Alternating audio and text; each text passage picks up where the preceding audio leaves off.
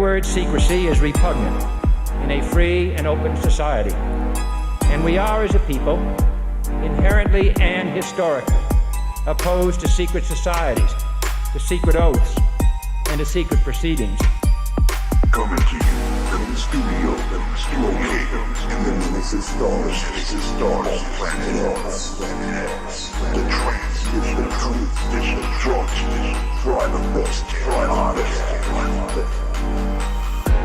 Ignition sequence start. 6, 5, 4, 3, 2, 1, 0. All engine running.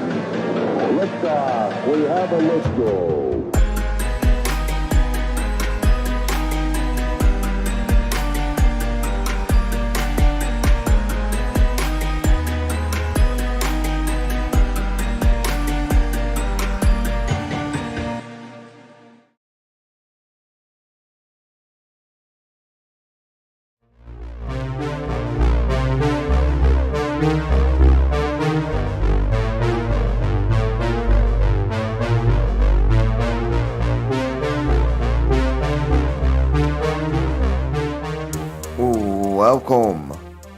Welcome everyone to the Best Damn Podcast. I'm your host, John Keane. As always, I would like to thank you guys for joining me. Ask that you please add, follow, and check us out. www.spreaker.com/user/Best Damn Podcast. Also check us out, thebestdampodcast.tv. Follow me, Instagram, Best Damn Podcast. Twitter, The Real Best Damn, and wherever you're watching from, please make sure to hit the like, share this link, leave a comment, let me know what you think, and subscribe, follow, and keep in mind, guys, we are completely viewer powered. That means we're fully funded and supported by you, the listener, and the viewer. So you can find those links to support and donate in the description down below. PayPal, Venmo, Patreon, Cash App, or Facebook Messenger Pay. And to everybody who does donate and support to the channel, big ups and big thanks. This weekend we will be starting the private shows over on Discord again, so that's something cool to look forward to. By this weekend also, we will have the private content link back up over on Patreon. I'm going to be starting tarot readings as well this week, so we got a lot of new stuff coming, a lot of cool stuff. Everybody in the chat, I do apologize for the late start. I am working with new equipment here. I did get a new PC, so if you hear any funny sounds or see any lag or anything like that, I do apologize as well, because I'm still working out the kinks on that. So thank you everybody for joining me. I appreciate all of you guys as always. Tonight we have got a pretty cool one. We're actually going to be doing one called Love or Illusion. We're going to be looking at the different religions. And everybody in the chat, please let me know if you guys can hear me and see me okay. Just to make sure that I'm coming through fine and everything's cool as far as that's concerned. Matter of fact, I might go ahead and just unplug my headphones here. That way we don't get any lag back in the ears. Yeah, so tonight we're going to be looking at the different religions. And we've got a lot of different schools of thought pertaining to our religion when it comes to different deities and demigods. As far as Egypt, Greece, Rome, of course Christianity, Islam. And we're going to take a look and see if these different forms of indoctrination that many people have used for spiritual practice and spiritual growth and spiritual evolution, right? And a lot of these things are symbolically encoded with mysteries inside. Mysteries to unlock self-mastery, mysteries to unlock within oneself the ability to tap into the heavens themselves, the waters above the firmament and the waters below. But one thing I think that has been misconstrued over time because of the exoteric meaning that is used in religion, that is used in theology, and every school that basically hands out degrees when it comes to spirituality, is that these deities, these different demigods, gods, sons of God, that it's all external, that all of this is outside of oneself, that it is unattainable by you and I.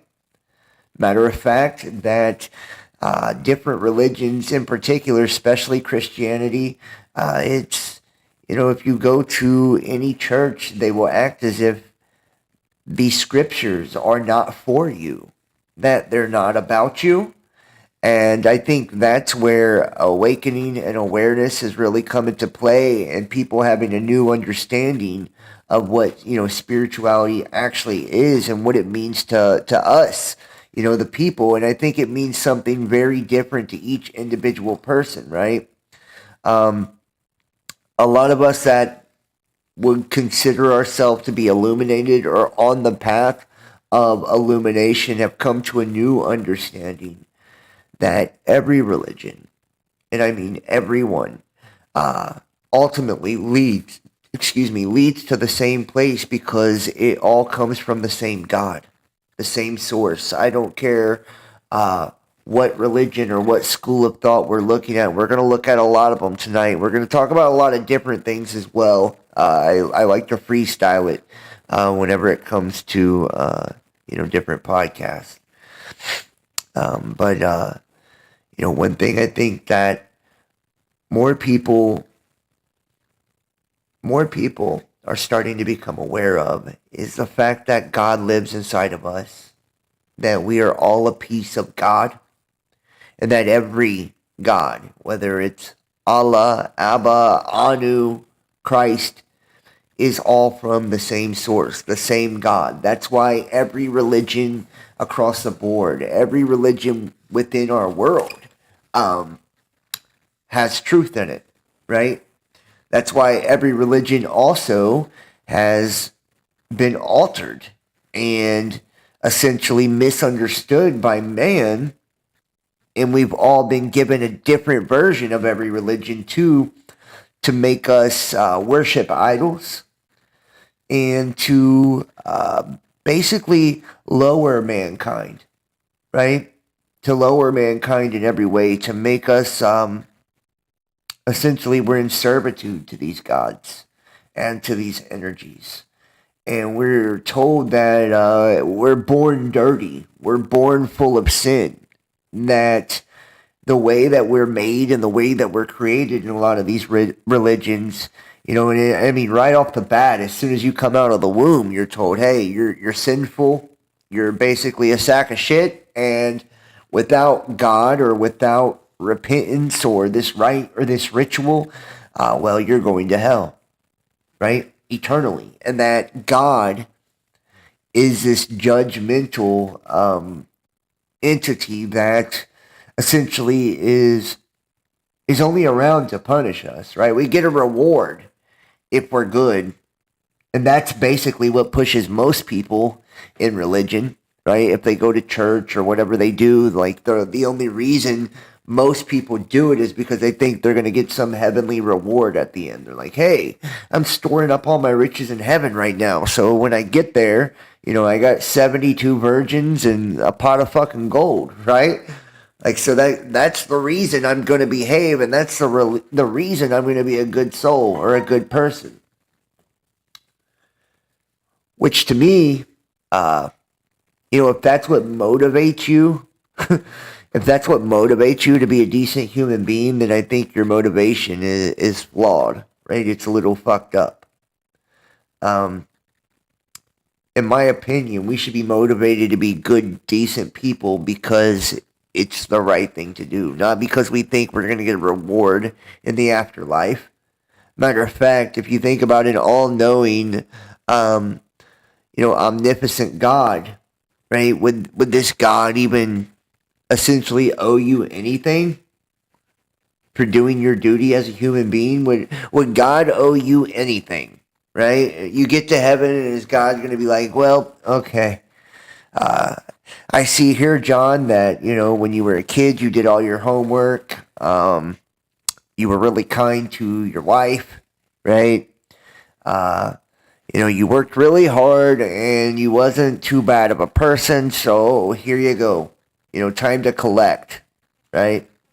I built you this mansion up here, and I've got all these beautiful virgins for you, and I've got a robe of gold, and because I owe you now, because you've done a good job in life. That makes no sense, especially the God that most people believe is up there, right? This judgmental God, he would be like, yo, I told you to get your shit done, and if you don't, you're burning, and if you do, well, good on you, right? This is a God, right? An all-knowing God that's judgmental in most cases, in most religions. That is unattainable, unreachable for our human selves. So what makes us think when we get there we have anything owed to us? It's pretty sad, though, that the concept of God, most people, you can imagine them standing in line as they're going to heaven or the afterlife. How many people would be sweating bullets waiting to go in front of the judgment seat, Like, oh shit, lake of fire or, lake of fire, right? You would be thinking about all the bad things that you've done. You would be sweating it. You would not be happy to see God like most people paint the picture of it. Not the one that most religions believe in. You'd be terrified. Most religions teach you to be terrified of God, right? To have this fear of God. Oh, if I don't do this, well, God's gonna punish me. Sounds like a God I want to serve, right? So not only do we think we're owed for our good behavior, we believe we're owed for our bad behavior. And this is what the world system or the God of this world actually is built upon, right? Is debt. We've talked about this in the past, and we're going to look at it tonight in different documents. The monetary system, and how this is a spiritual debt system based on energy, spiritual energy. The closest relation to a deity would be Lucifer or luck, right? Lucky Lucifer. This particular entity has the closest correlation to money, to the monetary system, and that's why you see the United States and the founding fathers. This was built on illumination. This was built on Luciferian principles. Our version of it would be Libertas, right? And Lady Liberty, liberty is a Luciferian principle. And this goes back to Adam Weishaupt in the Bavarian Illuminati. These were some of the oldest, or in modern times at least, these are the most original, versions of these illuminated principles. And they had to go into secrecy, and they switched it all up and changed it, and then infiltrated the United States through Freemasonry, infiltrated Christianity through Freemasonry, modern day Masonry, right? And we've seen how effective that's been, right? Matter of fact, almost every lodge, and there's one in every city in America, if you think about that as well, and most people that participate in Masonry, and I'm not bashing it and I'm not promoting it either way, but most people that do participate it are usually very prominent members of society, right? Police officers, firefighters, paramedics, judges, and a lot of them go to church or profess themselves to be Christians. Most of them never make it to the higher degrees of Masonry, right? I believe it's a 32nd degree where it's revealed that you are the king of your own world, right? You are the king of your own reality. They don't teach that in Christianity, now do they? They don't, right? Nobody's taught that we have the power to rule ourselves in religion. But if you look at these ancient religions, these ancient texts, not only was there still deity worship back then, but some of them did give you the play-by-play on how to build yourself up in the spiritual realm, in the astral realm, and how to prepare yourself for the trip through the underworld, so to speak, right? We know that the lord of the underworld is also Lucifer or Pluto as well, right? We also know him as Thoth, the Atlantean priest king. This is also another version of the Lord of the Underworld, which if we look at Thoth, the Atlantean priest king, he is the firstborn son, what is his father's name? He comes from the island of Undal, basically, and this goes back to and Gilgamesh and all these different mythologies. It's all basically the same thing, right? It all leads to the same place. These are all different versions of the same story, different versions of the same characters. And in essence, in every one of these stories, and I mean every last one of them, the main character is you. The main character is man. Right? We're personified in these different versions of gods and deities, but ultimately, every one of these depictions is about self. Is about humankind and the God within. And I refer to this quite a bit because it's one of my favorites. Christ even refers to Psalms and says, "Didn't I say that ye are gods?" Gods as in little g gods, meaning Elohim. Elohim created the earth. We were made in the image of the Elohim, right? The image is a phantom, a projection, and illusion. It's your shadow. Your spiritual self, your higher self, your oversoul is what actually projects into this world, meaning ultimately you are a piece of that source. You are a piece of that creator. You are God. Every last one of us are God, in essence. We are a piece of that God. And we have the ability, even though we are very limited in our human function until now, until the end of these cycles where the veil drops. We know that the firmament just was open for 14 hours the other day. Imagine as these different phenomena begin to increase and get more and more dramatic in the way that they happen, especially with the passing of large celestial bodies, comets, asteroids, things of that nature, which are actually what triggers these events, I believe. They also create extremely climactic weather, and this is, in essence, why energy increases the way that it does, right? These celestial phenomena, which are the stars have this influence on our star, the sun has this influence on the earth, in essence, then has an influence on human beings because we are energetically connected to the earth. We are consciously connected to the earth. That's why the Schumann resonance is the human resonance. And this resonance is the equivalent to the vibration of love. To the vibration of love. Some love or illusion, right? Our true frequency, our true essence, our true spirit is one of love. God is love.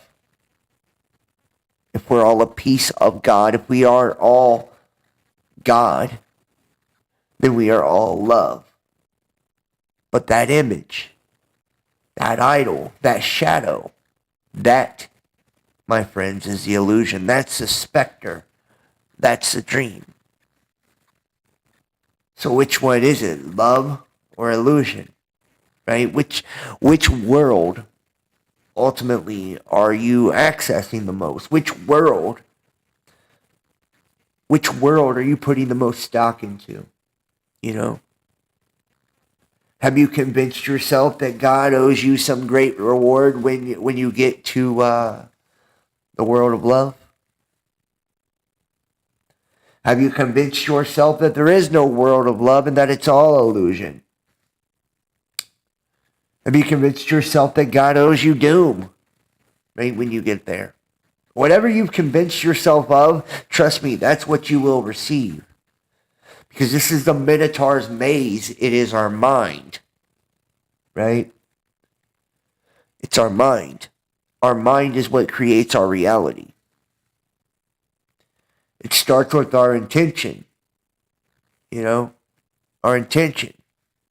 Whatever we intend or set out to do is what we can do, in essence, right? Because we are that powerful. We're that powerful of beings, every last one of us. We only access 10% of our brains. And look at the amazing things that humanity can do.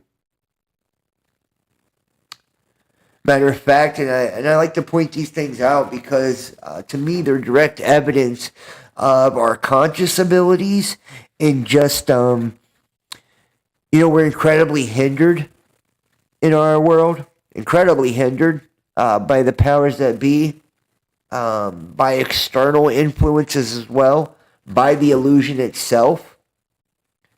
Like the fact whenever we speak to one another, and I mean direct, verbal talking, you to me, out loud.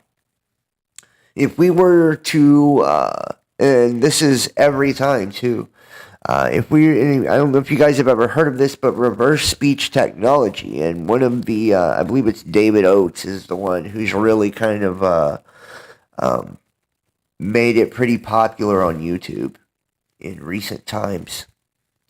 But if we are to tell a lie, right, when we speak to one another, you can take our speech and reverse it in our subconscious.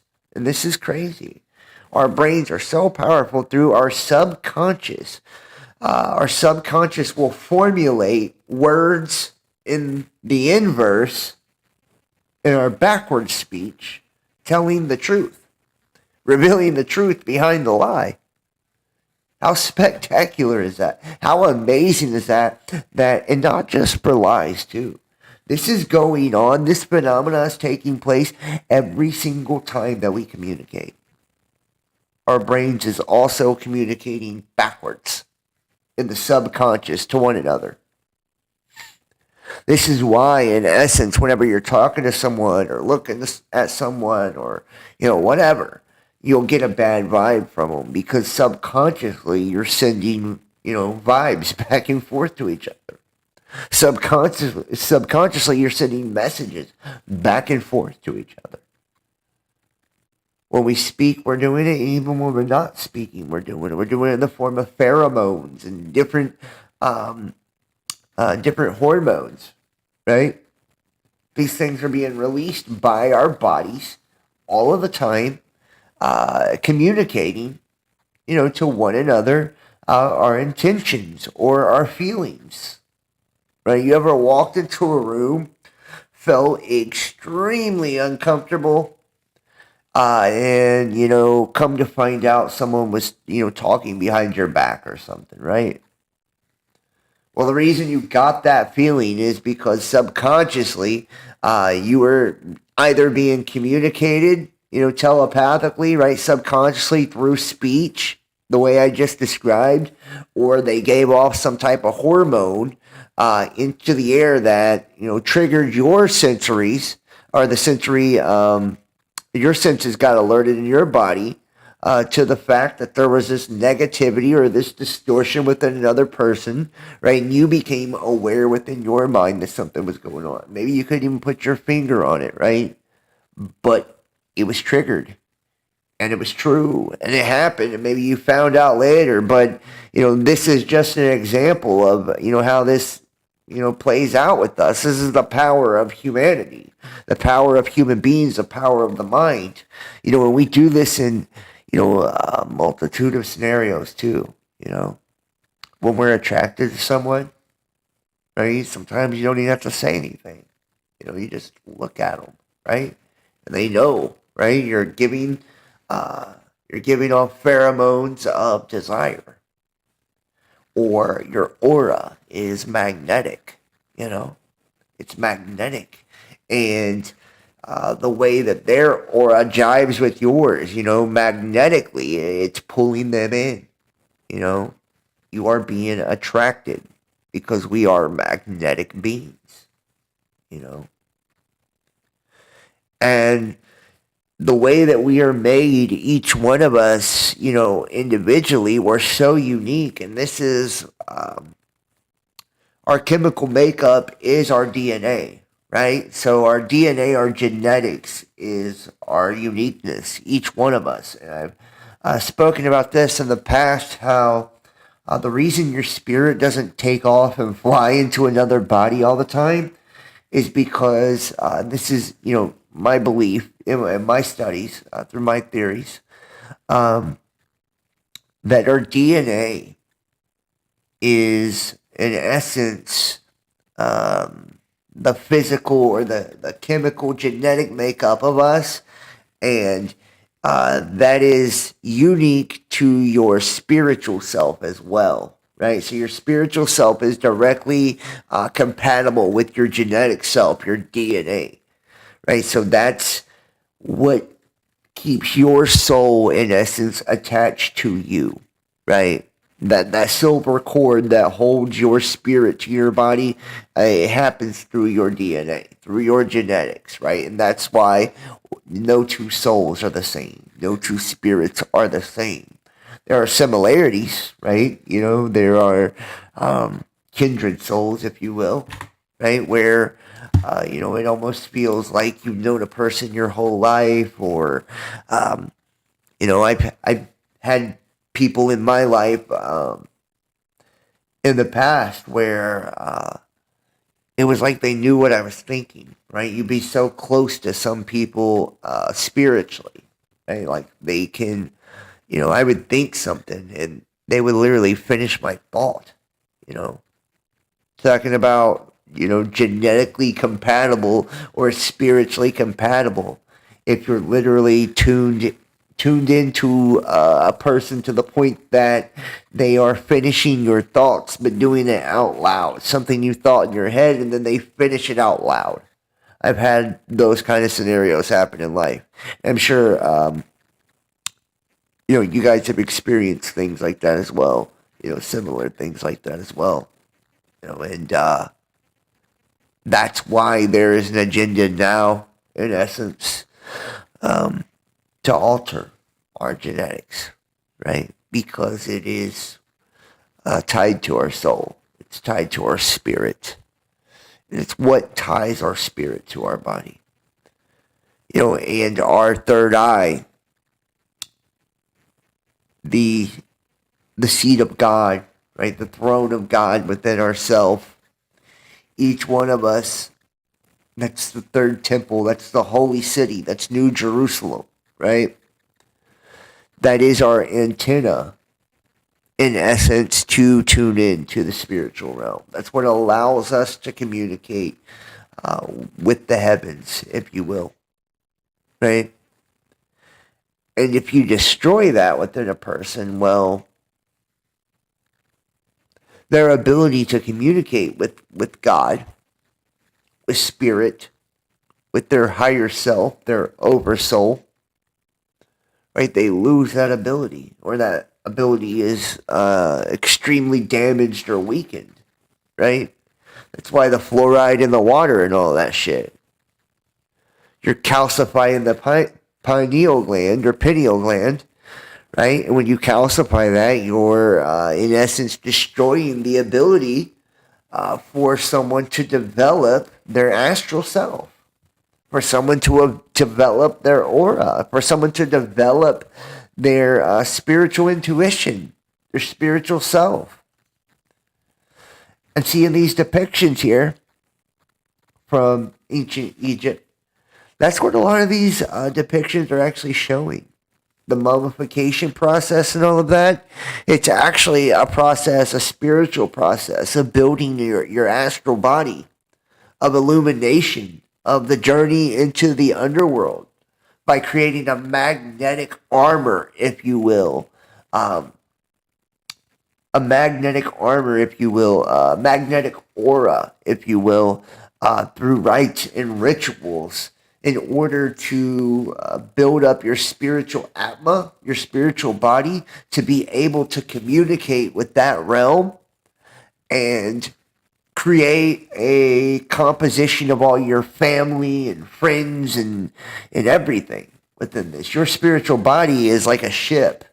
Right, and that's what they were building was their spacesuit, their spaceships, and that's why you'll see them a lot of times in these depictions, traveling on boats or vessels, because these are the waters above the firmament, the waters below the firmament, right, the heavens, the underworld. We are 70% water. Our world is 70% water.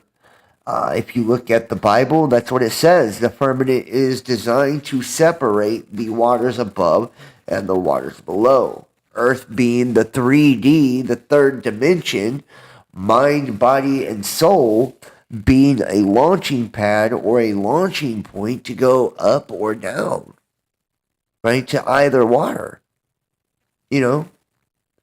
And this is where the waters are separated into individual vessels. These individual vessels are, in essence, given the opportunity to grow, to evolve, to decide which direction they want to go. Some vessels choose to go into the deep, murky, dark water below, right? Some vessels gravitate more towards the light, in the air, and that is above. And all of the elements are in the above and below. And some of us are more akin to the, and inclined to the light. Some of us are more inclined towards darkness. It all depends on preference and what you are magnetically drawn to. You're going to be more magnetically drawn to whatever side is more compatible with your own makeup. Right? And this is why it's so important for us as a whole, especially with children and shit, to speak positive things to them, to speak life into them. Because if you abuse a person, especially at a very young age, right? I know people that talk like shit to their children, or I have known people that talk like shit to their children. They just totally, yell at them, cuss at them, and you guys have seen that. I've coached sports and shit for my sons when they were younger, and somebody, a father, cussing little Jimmy, calling him a motherfucker and everything, right? Speaking to a child like that, right? And speaking these curses, right? This distortion and this negativity, to this water, which water retains memory, okay? And you've seen the different experiments, the rice experiments, and, when you speak positive to the rice, it looks healthy, it looks good, it doesn't go bad. You see this on TikTok and shit, right? Or you speak negative to the rice, and what happens? It starts to rot, starts to rot and disintegrate and decompose. Death takes place. Or Dr. Miramoto in the water experiments, where he flash freezes the different snowflakes of water and puts them under a microscope. And the water that he speaks positivity to, then he freezes it. Sorry guys, my glasses are screwed up. The water that he speaks positivity to, and then he freezes it, what happens? It becomes beautiful, symmetrical, and then you see the water that he speaks negativity to, and it becomes ugly and abstract and distorted, So this is evidence that we do have a direct influence on our physical environment right there, just through the water alone. If water does retain memory, which it does, our planet's predominantly water, and we are predominantly water. And if we know for a fact that we do have an effect on this, well, what happens if our entire world is filled with news and media that's doom and gloom and, built and designed to tell humanity that it's a scourge and affliction on the face of the earth? Well, humanity becomes a scourge and affliction on the face of the earth, right? What happens when religions are chock full of fire and brimstone? What type of spiritual development do you think is going to take place in that religion? When they're all about blood sacrifice and hailstones and, fucking the earth being burnt to an ash. I can tell you what I think would develop out of that, but, your guess is as good as mine.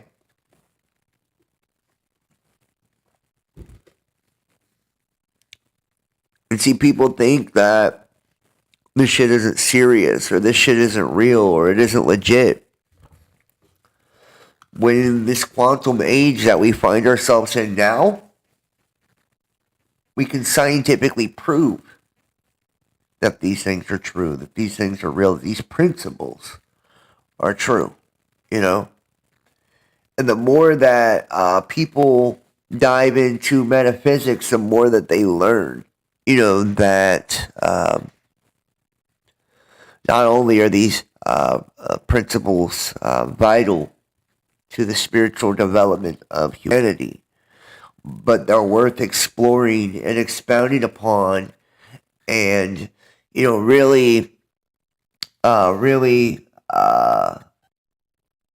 worth taking the time to try and nurture and take to deeper levels, right?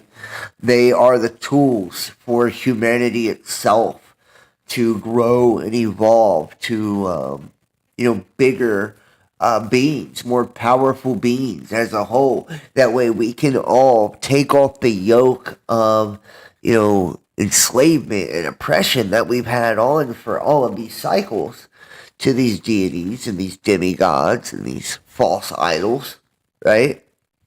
And these different systems and structures that are designed to keep us, in servitude.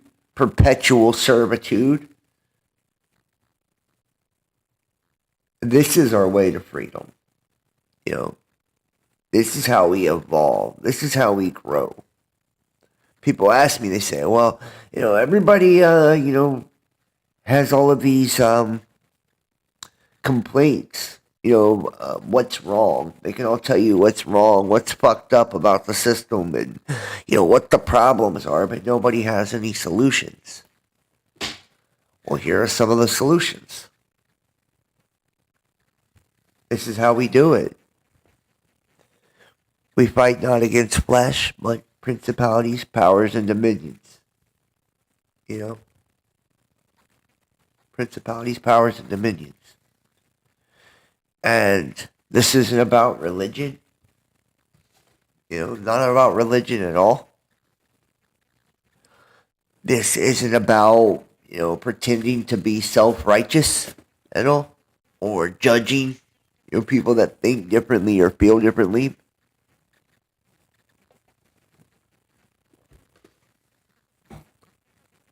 This is about humanity creating real deal solutions and answers to the problems that have plagued us, for fucking eons, for the problems that have destroyed our children, for the problems that have destroyed our ancestors and created ancestral curses that people like you and myself, are fighting against right fucking now.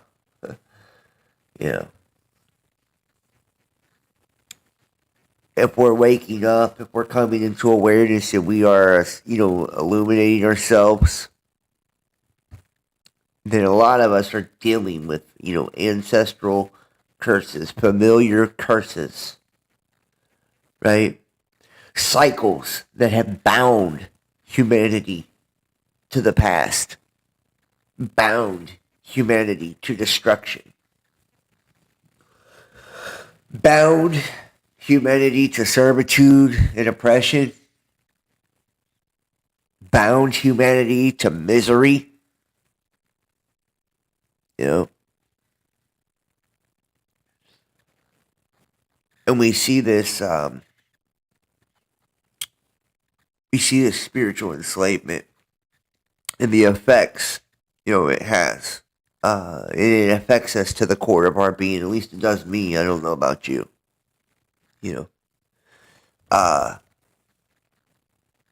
That's why the medical system, more people are on fucking psychotropic drugs now, than any other time in history. More people are depressed now, suffer from anxiety now, post-traumatic stress disorder now, bipolar, now, than any other time in history. Matter of fact, most of the things that people suffer from now didn't even exist 100 years ago. Or damn sure wasn't diagnosed or believed to even, have any legitimacy whatsoever. That's how deep the problems are now. That's how distorted we become in our auras now. That's how wacky the field has gotten now within each and every one of us and collectively. We look at the magnetic field on the Earth as a whole. Could it be that Earth's magnetic field is a representation of the collective aura? If we look at our star, our sun, soul, as a source of soul energy, of light energy for all of us collectively, and quite possibly this frequency, this light that is sent down from this sun, and we know that it's been worshipped, for a long time, the sun has, and it being this positive energy that gives life to everything, could it be that we, in essence, and you think about 144,000 and all of that, and fractals and many theories of us being fragments of a star, right? Maybe we're a fragment of the sun. Maybe all of our soul is fragments of the sun being, the light, or the Son of God, one heavenly host that's down here giving light to us. And these are theories. And we think about our third eye, or our third temple, as individuals. And the abomination that causes desolation is the destruction of that third temple, the destruction of the pineal gland. And that in our mind, whenever we worship idols, we create altars in our mind. These are fragments in our consciousness. Where we fragment our consciousness, we create an altar in every one of those spots. That's a disruption of the flow of our mind. A break in the connection of the conscious flow of our mind. That's when an altar is created. That's why MK Ultra was so huge, right? Trauma-based mind control. So whenever we're traumatized, it's a energetic disruption within our mind, creating an altar and an idol.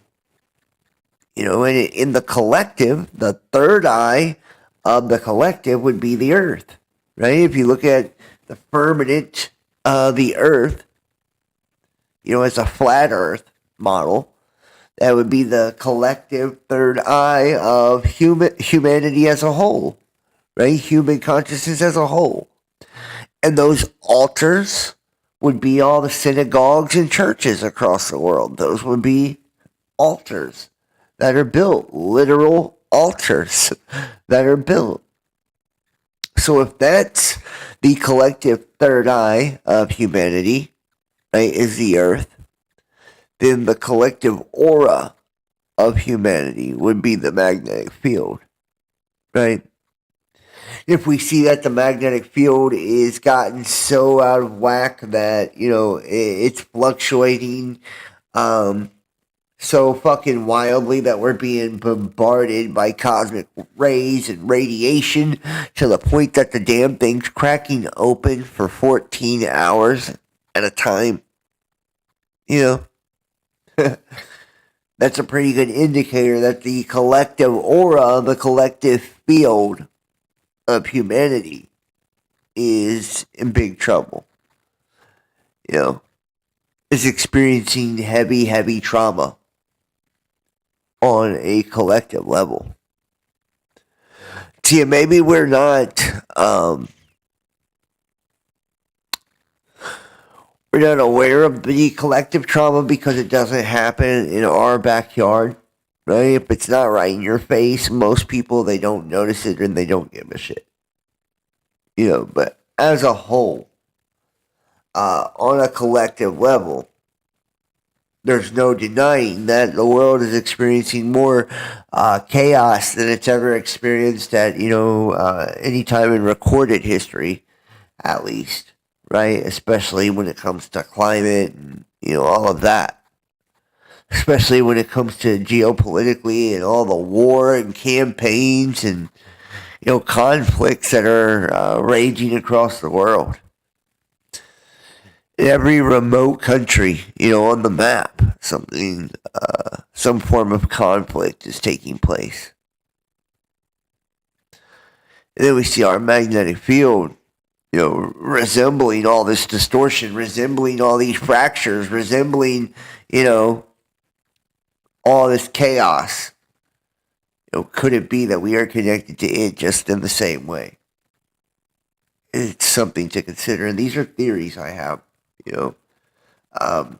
They're not very popular theories. You won't hear anyone else, putting forth these theories.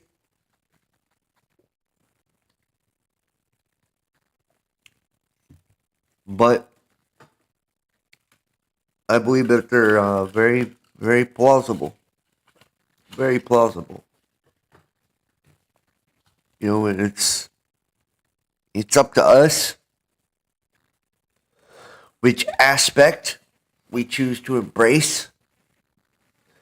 I won't lie, the dream is very tempting. The illusion is very tempting. The dream world is, in essence, it's in charge. It's in charge. Most of the real deal shit goes down in the astral. When we go to sleep, we're cut loose in the astral, in the dream world. Rapid eye movement, takes place.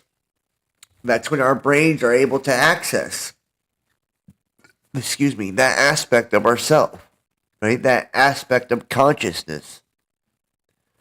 And in that world, if you don't have control of yourself, if you haven't mastered yourself, right, then you will still experience trauma just like you would in the real world, or what we call the real world. You can still experience trauma, right? You ever had a nightmare, a bad dream, That's your version of a fucked up day in the astral. That's your version of a screwed up day in the dream world. I once heard that if you are in the dreams or in the astral and you're still, experiencing things like you're drowning, or being burned by fire, or things like that you have not mastered the astral yet. You haven't mastered the dream world yet, because in that reality you don't even have to breathe, right? It's only in this world that we have to breathe oxygen. It's only in this world that we have to drink water. It's only in this world will fire burn us when we are outside of the body into that projection, into that state of consciousness, right? We no longer have to inhale air. That would be akin to heaven, right? In that world. But imagine going into that world where anything is possible. Anything you fucking think of can happen. Right? That's what the dream world, the astral world, that aspect of consciousness is like. Right? Where that power of intention, and I just showed you or just told you earlier how it starts with intention, right? And our thoughts are creation. When we think of something, we create it, right? And imagine if everything that you thought of, you actually created. If that happened in this world, we'd be in deep fucking trouble, wouldn't we? Right? We'd be in deep shit. I have some screwed up thoughts sometimes, I have some screwed up thoughts, just crazy shit will pop up in my head. Sometimes, you think about all the television and, radio and internet and all these things that we watch anyways to put these suggestive thoughts into our minds. Thank God that not everything that we think actually comes true or actually comes into play. In the way that it could if our consciousness was totally free to just, instantly create. Instant karma, instant manifestation. So thank God for the veil, right? That veil is actually stopping us from instantly manifesting, instantly creating, instantly attracting. And the veil is actually, right now, it's dropping, right? There's separation in that field right now. Just told you, 14 hours of it. So what happens when there is no veil to stop manifestation or to slow it down, to filter it? When there is no veil to slow down attraction or stop attraction. All those crazy thoughts, instant. Right? The world would be so fucked up. So out of control, the chaos of it.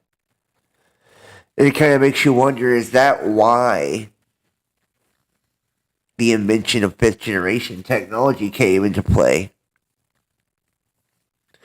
And the attempts of ascension prevention. If you let our population, most of which are sound asleep, you have no clue to consciousness, awareness, any of these things, let alone the power to manifest, the power to attract, how intention and thoughts and, all of that work, or, any clue of a quantum reality or, different dimensions or frequencies or, anything metaphysical whatsoever. Yet we're on the cusp, we're on the verge of our world being completely like that. Where everything exists without boundaries. With the power to create and exist in whatever aspect you want to exist in. Or create however you want to create something, because there will be no veil. We're on the verge of that. And if you think about magnetic reversal, right, pole shift, where polarity totally changes. Polarity totally flips, right? And we see the physical evidence of that taking place, right? Where I showed you guys how we are... well, right now we're so close. It's not funny. We're probably we're less than 100 miles. Less than 100 miles from the 40-degree point, which is scientifically where magnetics break down in reverse. During that reversal, the field drops. Like that field that protects us, shields us from radiation, solar wind, space, period. Whatever space is, I believe it's water, just to keep it real. Or something like water. I believe it's probably the universe's amniotic fluid. It's like a giant fucking womb. If we look in the Bible at what a matrix is, that's what it means, is womb. And a matrix is a womb. And everything in reality is all about the cell, which is round. The cosmic egg, if you will. So to think that the universe, space, isn't a giant womb for the birthing of worlds or the birthing of stars or gods or whatever, I don't think that's too far-fetched, to be honest. And humanity, within their firmament, within their magnetic field, could we not be in a womb currently right now? That's why you hear our world be referred to as a school a lot. We're getting ready to be birthed into the stars, if you will, right? God in the Bible is referred to as the Lord of hosts. The angels are referred to as heavenly hosts, and we live in a host body system, right? There are other entities in the heavens we call stars, right? Other solar systems, other soul systems out there, which mean there would be other entities, You think about alien invasions and hostile entities. Everybody please hit the thumbs up for me in the chat if you can. Can you guys let me know if you guys can hear me and see me. Gravity is real. Gravity to me is not real, it's magnetics. So gravity is technically real, but to me it's magnetics. Whatever you want to call it, it's magnetics, right? And there's some force that holds us, to the surface, and it could just be the sheer weight of the air pressure as opposed to our body, and all of that. It's that's neither here nor there. But if you think about the way that our system is created, other soul systems and hostile entities, is our firmament something to protect us from hostile beings? Look at the Bible and all of its warnings, against these serpent beings, against, Satan, against demons, right? Or other ancient religions and ancient depictions that describe these wars with the gods. So these gods, if you will, all appear to be very hostile, right? If they're in the stars fucking fighting it out, well, warring, having wars over their hierarchy and their system, like the Anunnaki, the Anunnaki having war after war. Matter of fact, it's the story of the Lost Book of Enki, where Marduk destroys Tiamat, which I believe is the earth. You know? So is our firmament some type of protection from these entities? Which most of these entities appear to be harvesting energy, which would be souls. Harvesting souls. So is Earth a place for us to essentially be quarantined from other beings, other races, other entities? And at some point, you know, when this place, you know, this veil is gone for good, and the souls that were strong enough to graduate, if you will, were strong enough to evolve, right, will be free into the ethers, right, to go exist in the heavens, you know, and without proper knowledge, without proper growth, without proper spiritual evolution, the strengthening of their own auras, the strengthening of their own knowledge, you know, they would be devoured by these other entities. These other entities literally have operations where they're harvesting our planet on a catastrophic cycle. You know, a comet comes by or appears to come by cyclically, destroy our shit, and each time they round up, you know, the different souls that are ready to eat. You know, this is one way of looking at it. There's a million different ways. I'm just trying to put it into perspective. And if they have infiltrated our world, and slipped through the veil by us, perhaps, tearing holes in the veil, tearing holes in space and time through rituals, just like what is said to have happened to the Atlanteans. Or perhaps it could be like with the use of, you know, D-Wave, CERN. Considering there's nothing new under the sun. You know, so the beginning is the end and the end is the beginning. You know, time is an illusion. Time is part of this construct. It doesn't exist anywhere else.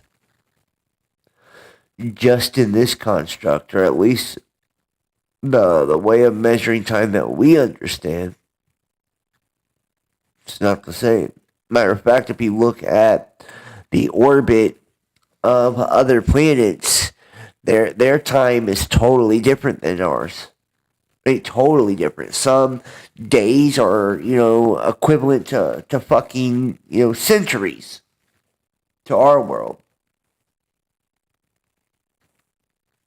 And, you know, years and months and all of that, you know, slower, faster, whatever. So our construct of time is totally different.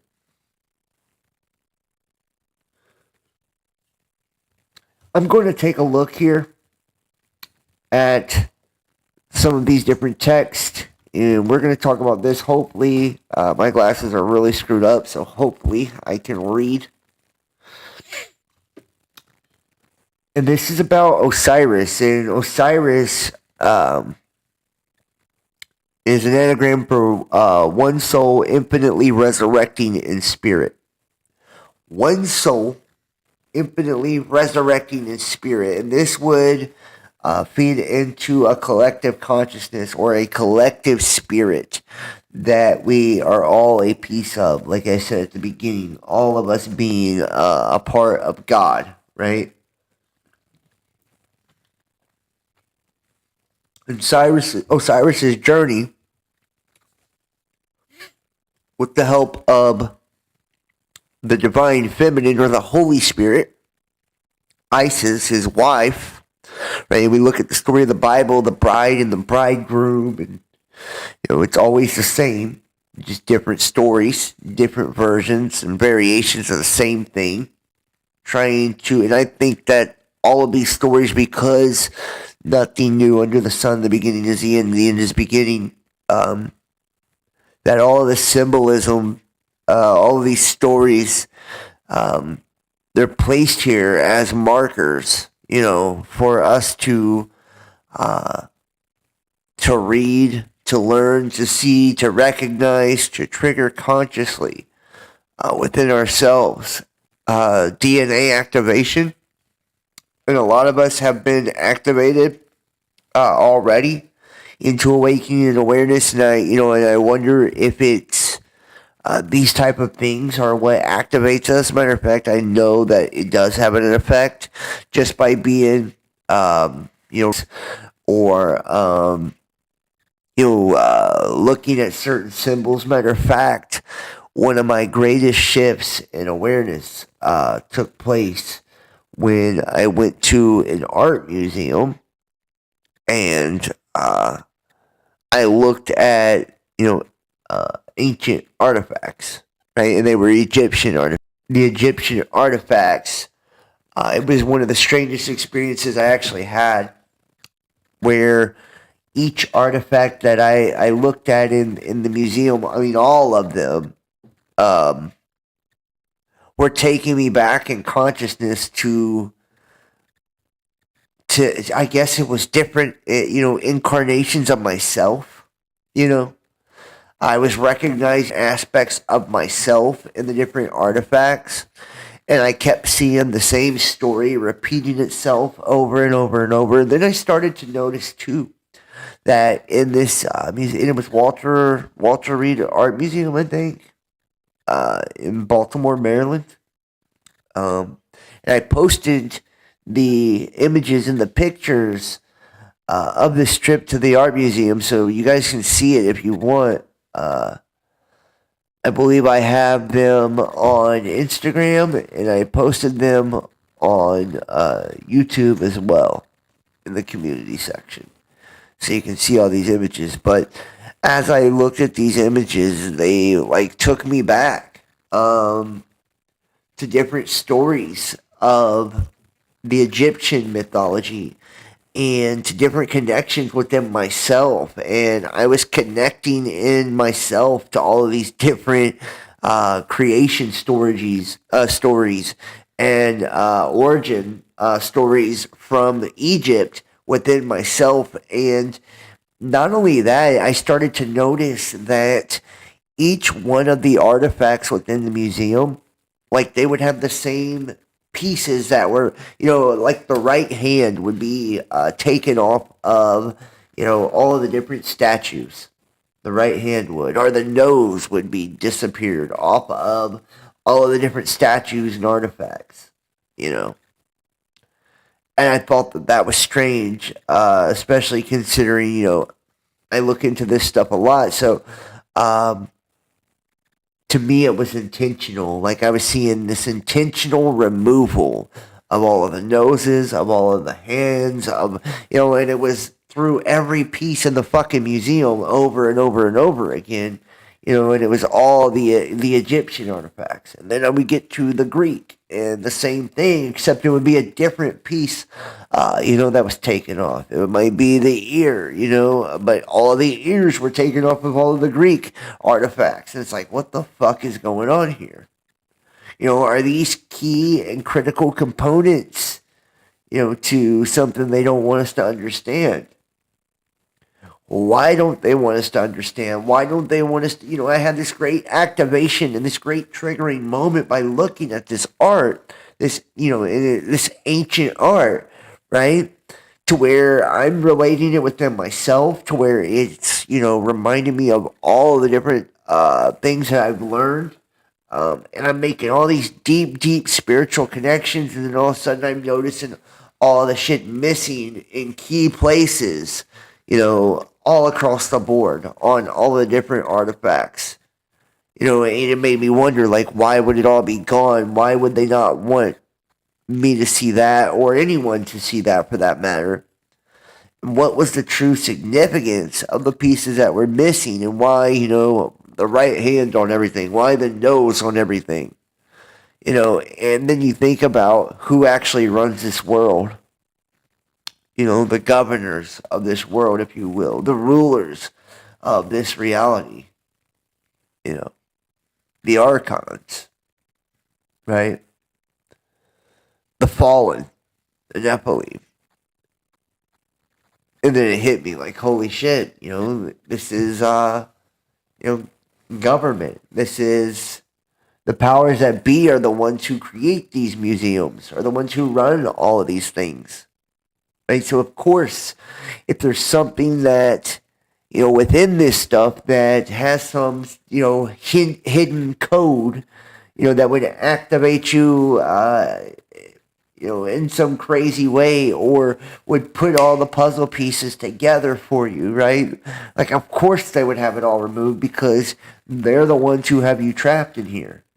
They're the ones who are capitalizing on your ignorance, on you not knowing, And I think we see that in everything. You look at the educational system within schools and how we're not taught, true history. Who the fuck gains off of that? These powers that be, they don't care to take you down in the street, or beat you on TV, or shoot you in your car for pulling out a wallet, or tax you and do all these things to you. But when it comes to the spiritual truth, they hide it at all costs. And they choose only those that are, of that blood, right? Those bloodlines. And they're sworn by oaths, and, they do all types of rituals and sacrifice things, and all of this, just to know what's missing from the masses, what the masses aren't being told, for them to be illuminated, and know the deeper truths, know the deeper mysteries. They have to be part of that governing system, right? Of that archonic system. If not, then, that's the masses at the bottom of the pyramid. We never get to know unless we find out ourselves. And they go to every, they take every way they know to hide that and occult that from us. And that's why they demonize the occult so much, I believe, right?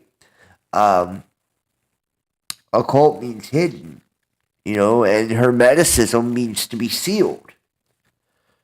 Right, so the two things to me that are demonized more than anything, right, hermetics and the occult, are probably two of the schools of thought that will take you the closest, to the truth. And if you look at those who actually practice, those that are considered elite or illuminated, in essence, those are the schools of thought that they follow, right? Those forms of mysticism. And those are the ones that are demonized the most. If you go to any Christian circle, the occult is evil to them. None of them, which usually anybody who says those kind of things has never actually looked at any material considered to be occulted, has never looked at any material considered to be hermetic. That's what they've been taught. That's what they've been indoctrinated with, right, through their religions. All of the religions teach that any of that stuff, right? It's evil. You don't look at it. You don't read it. You don't know it. I used to get a lot of shit in my earlier days, too, when I was doing this, for reading, different books, I can remember getting a lot of shit for reading the Satanic Bible.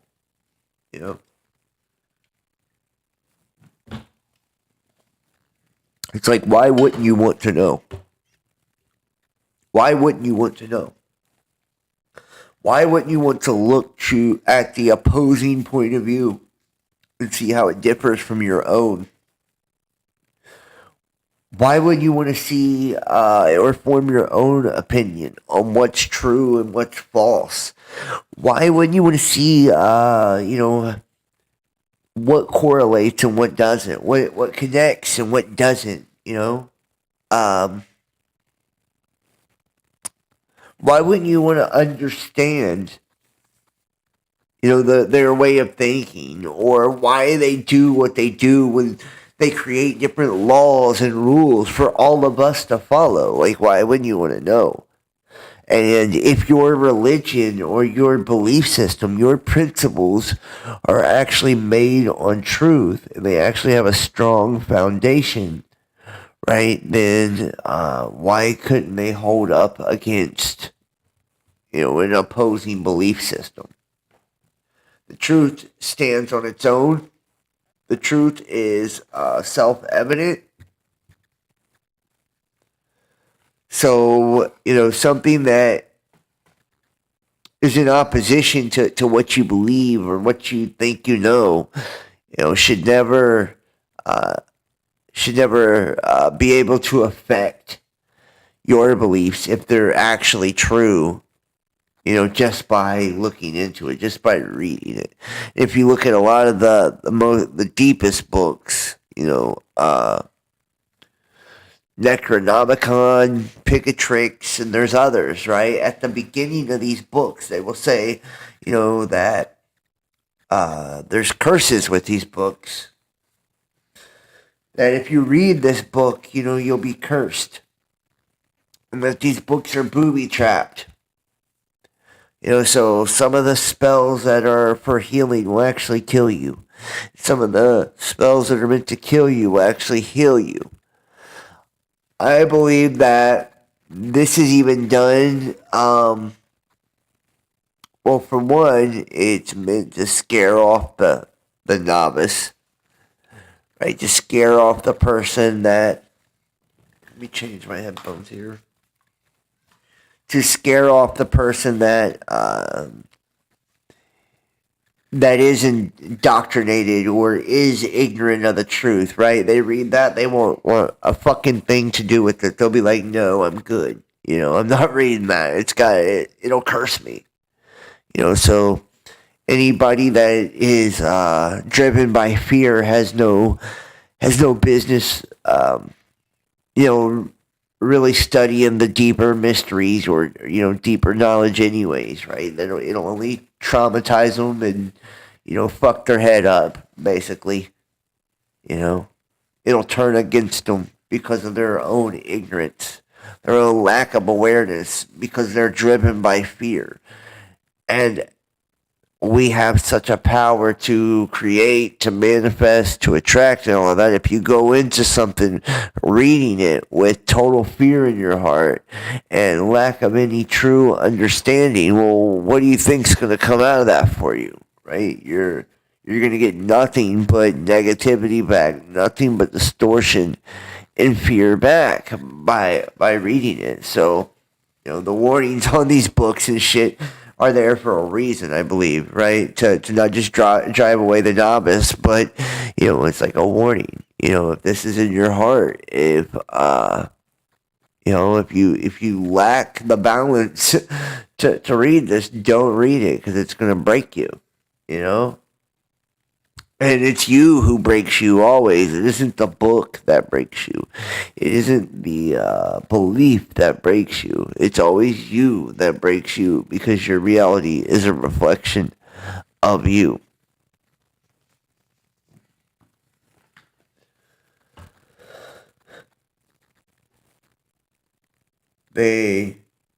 Their own god of confusion. Yeah, well, that's what they're, in my opinion, their god is confusion. And you're right, Rachel, their own god of confusion, because they live in confusion. Right? They live in the illusion. There's no clarity in their lives. They still can't see past the two-party paradigm in politics. They still believe that all the gods are external to them, and someone's gonna come down on a cloud and save them and fight the devil and shit like that, right? They still have those beliefs. They don't understand that the Spirit of God lives within them. They don't understand that they have the power and the capability themselves to control their own reality. They don't understand that they can save themselves. They don't understand that they have all the tools, the know-how, the wisdom, the strength, the power, the spiritual fortitude within their own minds, within their own spirits, their own auras to change the world. If they did, they would probably take control, and they would probably try to. And drop my lighter here. I do apologize for doing these videos so late, guys. Honestly, I need to start doing them a lot earlier. For one, I'm tired as fuck by the time I start the video, which sucks because I do so much reading. Not to mention, I don't have all the gas behind me like I normally do when I do the videos, so I do apologize for doing them so late. I am going to start trying to do them a lot earlier than I have been. I want to go back to my original time of 10:30 p.m. Eastern. Jesus, I can't find my lighter. I want to go back to the original time of 10:30 p.m. Eastern, but what's happened since I got the new PC, just to keep it all the way real,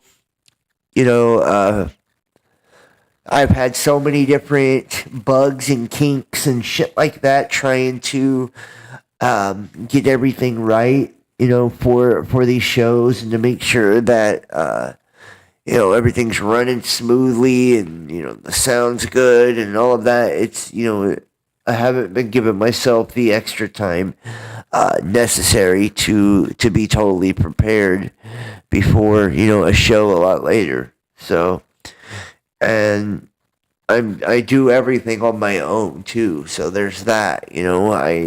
All of it, all the research is done on my own. Pre-production, post-production, that's all me. Any graphics you see, the music and all of that. It's, I do all of that, and it's extremely time consuming, and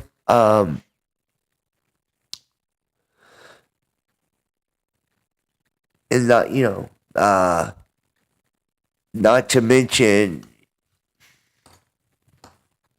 I have but the fuck is this? Sorry, guys, I got. Not to mention, I have shit going on in my life too. I know I'm no longer living in Maryland. I'm back in Ohio, so my life has changed quite a bit in that aspect. And when I was in Maryland, I had a lot more freedom and liberty, if you will. To be able to do videos and shit like that. I had a really nice office there, and it was just a lot more convenient for doing the work, and a lot better environment for doing the work too. Just to keep it real. So. Okay, I have lost my. Well, fuck it. We'll just keep it moving here. But yeah, so, and I don't know, let me see if I can pull up a chat here, too, so I can actually see what's going on in the chat for you guys at home. Give me 1 second, guys. I'll try not to take this all night long.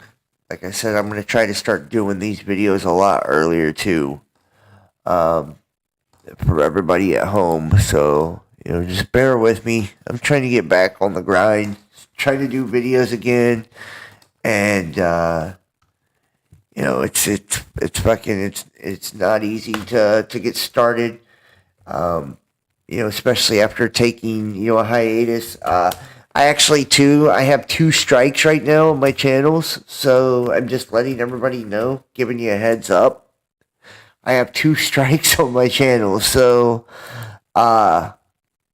if I disappear off of YouTube, then you know why. And I'm going to tell you this as well, that I do have a 3rd channel. That's where I will be streaming from if something like that were to happen. And I'm going to show you the 3rd channel in just a second. I'm going to drop it in the chat for everybody so you guys can check that out too. Here we go. Hold on. Let me stop the 3rd channel here, or stop this video here. I see Eyes to C711 in the house. Member, see you lit up in green. Let's see if everybody can see me here. Is the screen frozen, or is that just me? Hold on, let's see what we got here. Is that just me, or is the screen frozen? Okay. Shit. You guys, let me know at home, guys. I'm having a really hard time tonight. Hearing and seeing and already. Hold on. Let's see here. Let's pop out the chat. Yeah, pop out the chat. Alright, what is the screen frozen, guys? Can you guys see the camera? Are we getting lag? And what's the sound like? I had to take off the monitoring for my headphones, so you guys let me know, please, in the chat. Thank you. Can everybody just, goddamn. I don't know if there's a delay or what, but someone in the chat just let me know if the screen, if my camera is frozen, or, because if so, I'll just turn the camera off.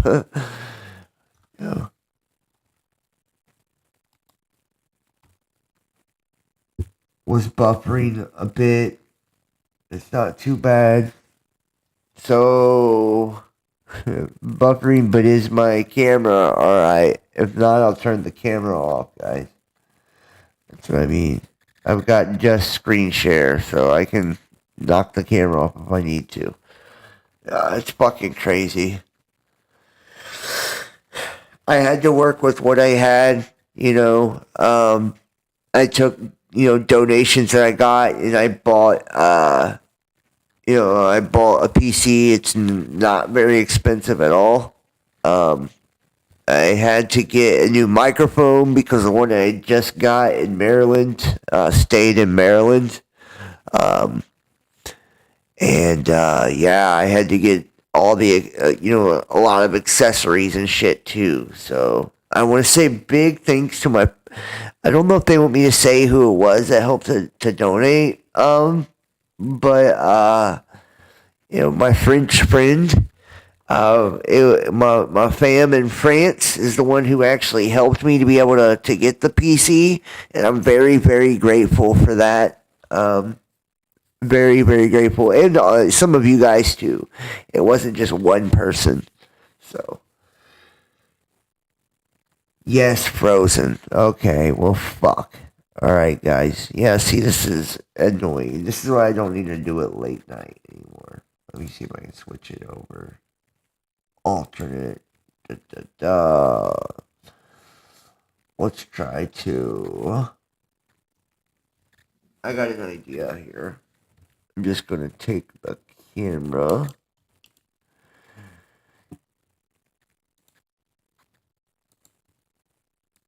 Alright, here we go. This should be better, guys. How is this now? Now we have got no cam. This should be a little better. Yeah, we still have a chat, but no camera. So this should be a lot better. Hopefully this helps. There's no freezing now. I do apologize. Guys, I really do. I'm sorry about this. Like I said, it's a pain in the fucking ass, honestly. It's a pain in the ass. I wasn't able to get a very expensive PC. I had to get what I could get. Um, I don't know. This has been very rough. Ever since I left Maryland, I have had a very, very fucking rough go of things. A very rough go of things, to say the least. So. And that's no bullshit. No bullshit. This year has been crazy. It's been crazy. The first half of this year was probably one of the best years I've ever had. Just to be honest. Was probably one of the best years I ever had. I got healthier than I've ever been. I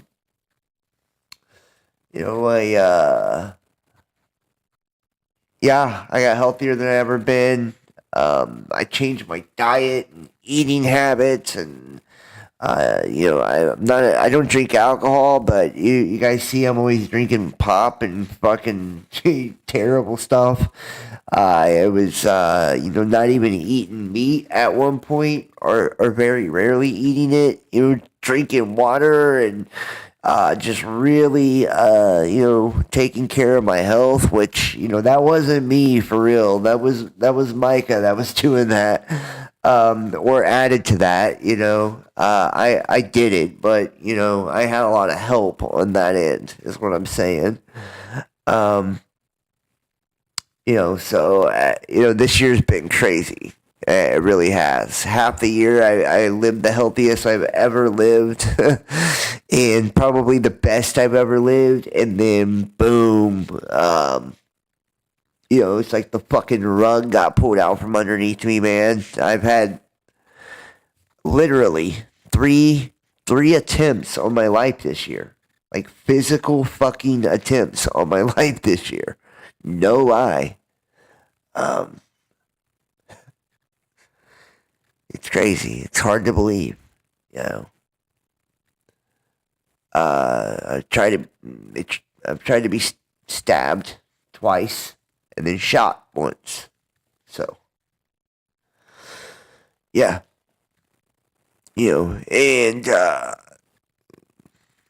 God only knows how I've escaped these things. I mean, I have no fucking clue how I'm still alive. Just to be honest.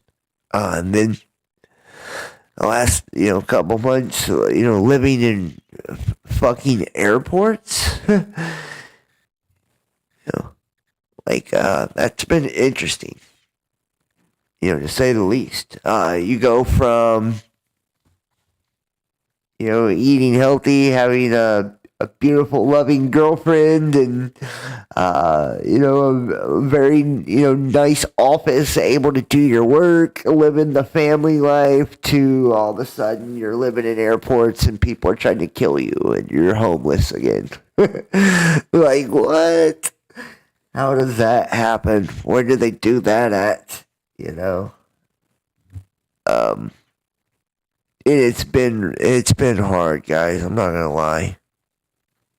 It's been hard. It's been rough. But anybody who's watched me for any amount of time, one thing that you do know about me is that I'm a fighter. I'm a fighter, and I will always continue to fight. The best I can. So, the best I can. So, and that's what I've done. And that's all you can do, is do your very best. Is do your very best.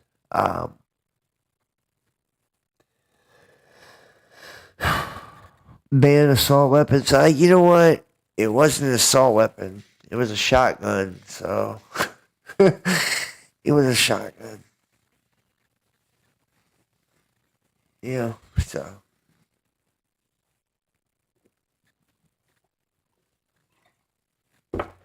Two of the attempts happened where I was born in Dallas, Texas. You know, they tried to JFK me in Dallas, Texas. It was the government, to my belief.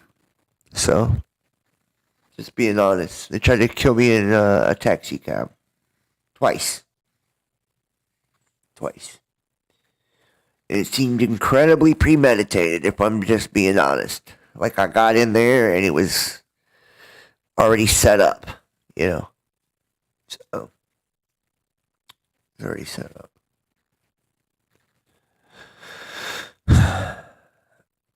And this is for my fucking opinions, guys. This is for my theories, for my work, the things that I've done. You know, it's crazy.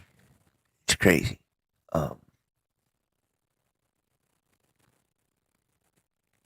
School of Hard Knocks. Brother, I mean, nah, it's beyond that. It's beyond that. You know, it's beyond that. It's a lot for. I'm just gonna be honest with you guys. I've been through a lot. Anybody who's watched me for a long time, I have been through a lot. You know, and I didn't even used to say that. You know, I used to shrug the shit off, like, yeah, this is terrible. You know, but I'm sure people have been through worse. I'm to the point where it's like, God damn, like I want to give up. I want to give up. I've been through that much. To where, I feel like they've knocked the fight out of me. You fight so much that they just knock the fight out of you.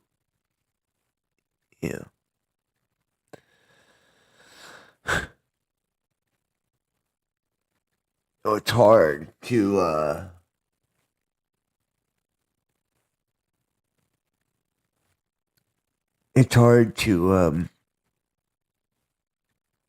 to see that nobody really cares. you know.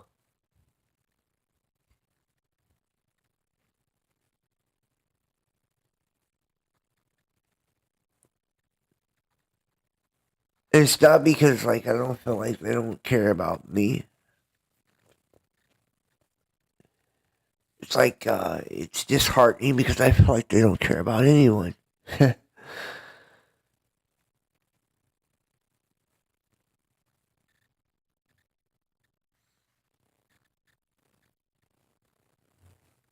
feel like they don't care about anyone.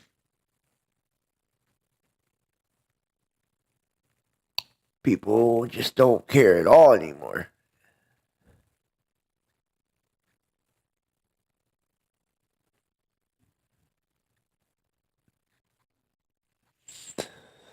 Human life is just not valued anymore.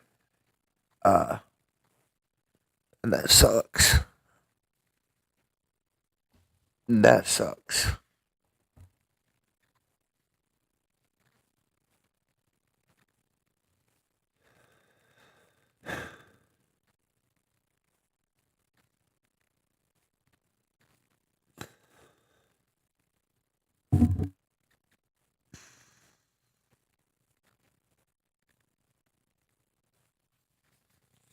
No, but my resilience is not, I'm a human being just like everyone else. And I wish people would understand that, no matter how long I've been, dealing with this stuff, and no matter how much I've been through and how hard I fall and how much I've overcome, everybody has a breaking point. And just because, like, it's become almost normal in my life does not make it okay. It doesn't make it okay.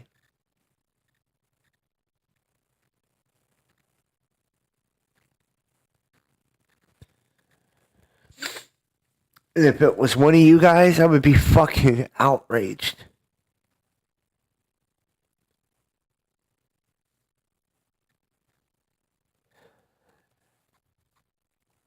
I would. I would be outraged that a human being could be treated that way.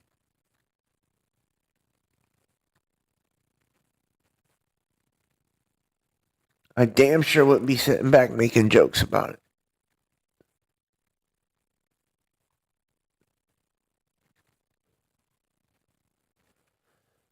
Because whether people think it's just entertainment or they think it's exaggeration or I don't know what they think, but it's fucking not. For sure. Every bit of what I say is the absolute motherfucking truth.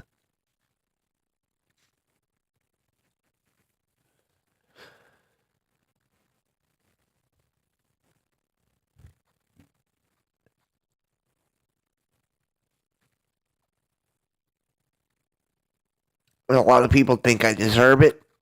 That this is what I deserve or what I have coming. Fuck you, if that's how you feel.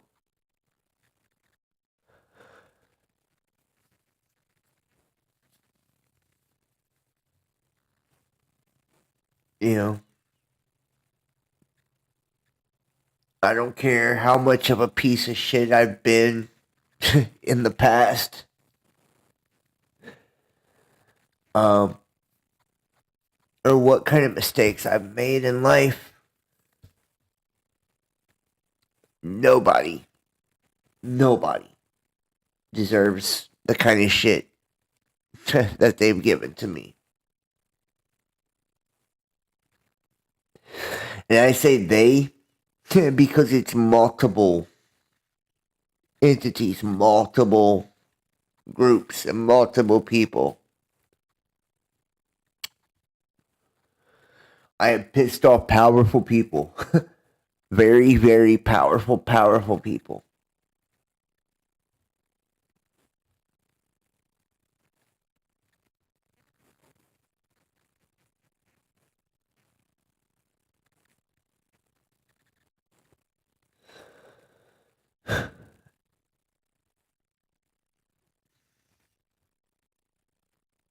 In our government,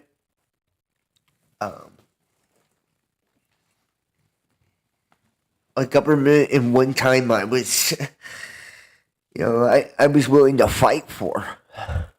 A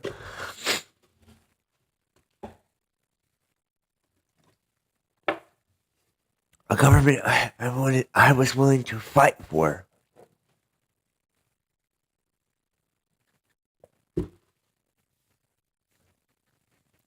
Has done their fair share for sure. And when they do their fair share, they fucking divvy it out to people privately. For plausible deniability. It's black ops type shit, basically. It's done through individuals. For the most part.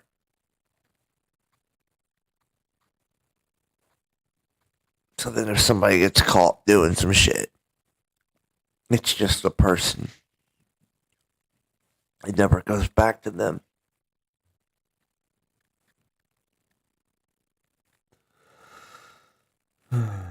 No one is perfect. No one is perfect. You're right. But people act like they are. They act like they have a right to judge other people. Nobody has a right to judge me. I don't have a right to judge you. I don't want to fucking judge you. I don't give a fuck what you do with your life. You feel me? Like, it's not my business what people do with their own lives. How people live their own lives. I could care less. As long as they're not harming nobody, who gives a fuck, right? Like, do you?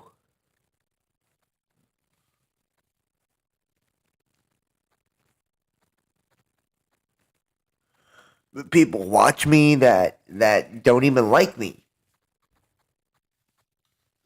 Thank you, Mandy. I appreciate you. You've always been fucking. You've been a great supporter.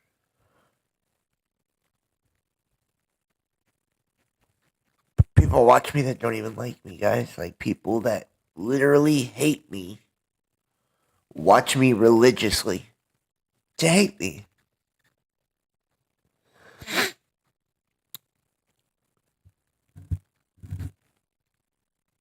Every good thing that I get in my life, they find a way to take it, to destroy it. You know, that sucks. It's hard. You know, it's hard.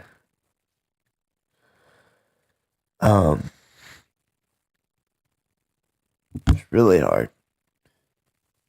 You know, it started with my family, my children and shit.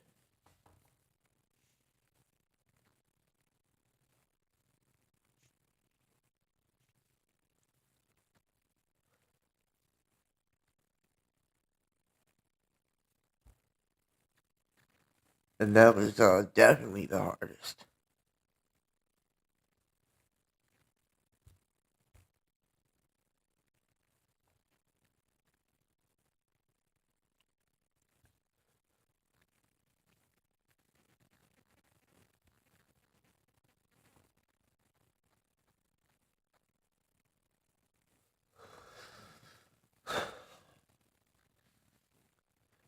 I put years of work into this. I've set goals, you know, and I've accomplished every fucking goal I ever set out to do.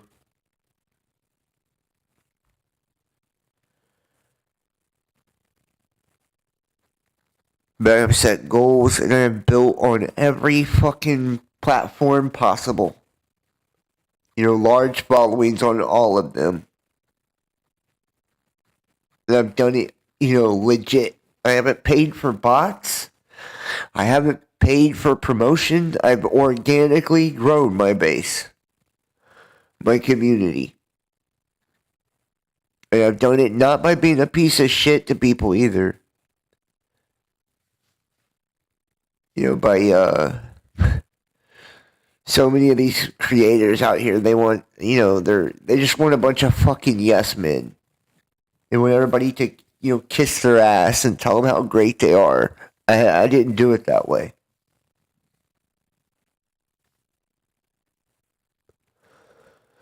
You know, I didn't do it that way. I wanted it to be clear that we were equals. That we were all equals. And that all of our lives were worth something.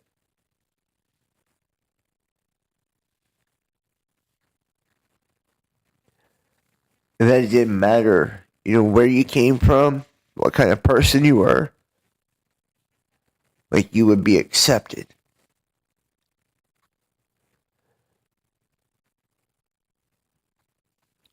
You know, because I know what it's like to not be accepted. Simply for just being who you are. Like, being yourself. And that's hard. That's hard.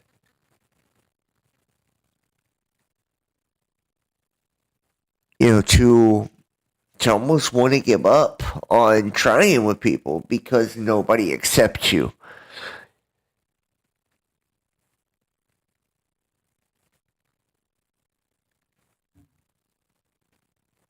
Or, you know what I mean? People will think that you think you're a fucking know-it-all because you know things. You know? Or shit like that, or they think you're weird because you don't think like they do. Or you don't feel the same way they feel about something. So you must be weird or, you know, or strange or or crazy. Get a lot of that.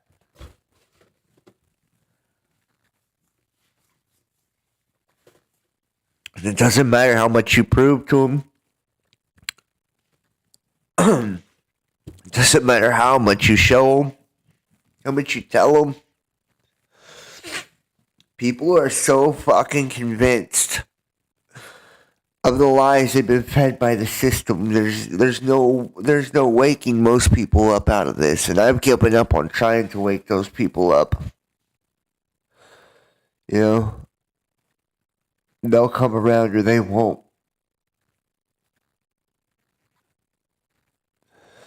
They've never did shit for us anyways, guys.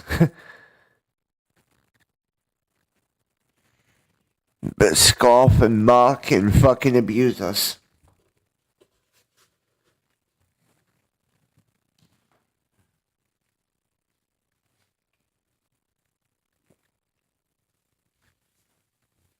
They're the reason we're outcast.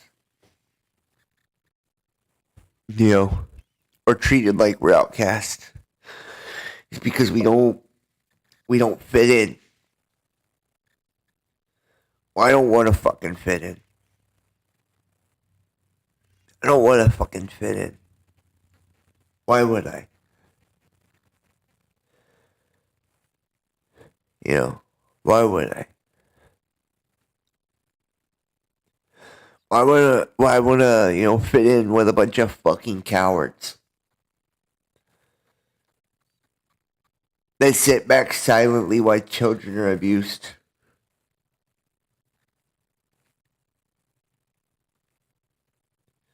Why would I want to fit in with that?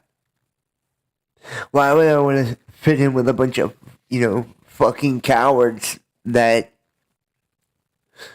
sit back and think it's okay to treat women like fucking straight trash or property?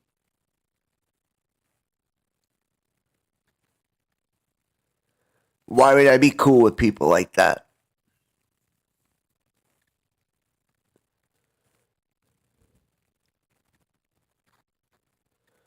Or why would I be down with, people that think that a man is determined by how much fucking money's in his pocket? Why would I be cool with a motherfucker like that?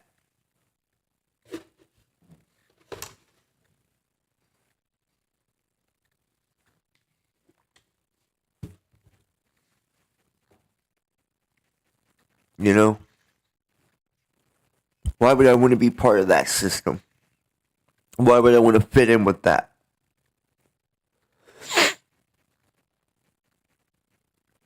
Why would you?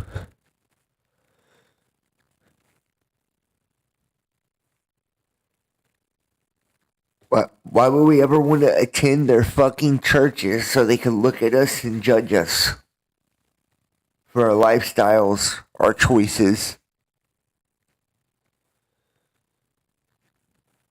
for believing that there's something divine inside of us? No matter what we look like or what their fucking rules say, that disqualify us from being godly for, because they say so. Well, these are the most unrighteous sacks of shit on the face of the earth. The most judgmental, divisive sacks of shit on the face of the earth. Want to tell us if we got the right to go to heaven or not? Want to tell us if we're acceptable or not?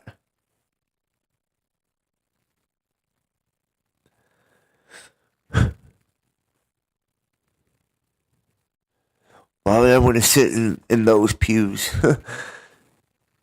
Bitch, please.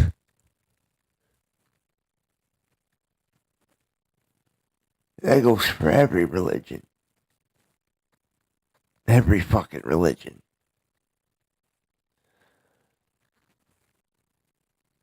Why would I want to sit in any of y'all's churches?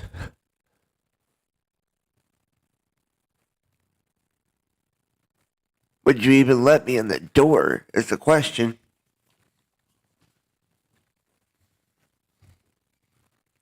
Would you let any of us in the door? And if you did, how would you treat us when we got in there?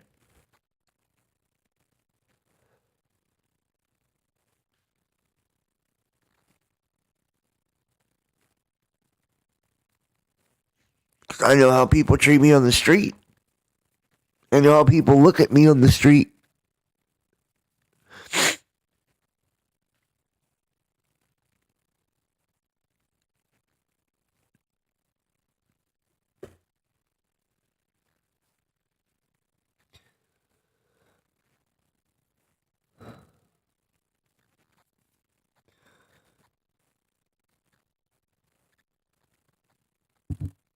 Man.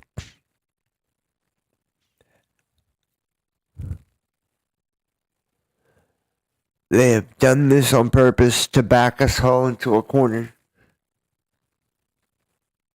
And they've desensitized people so badly. So badly.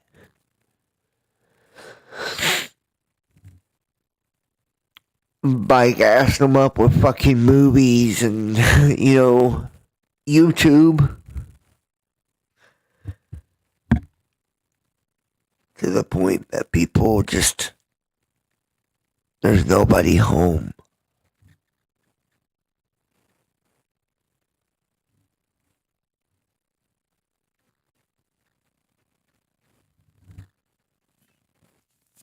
What once would have outraged people people don't blink an eye at anymore.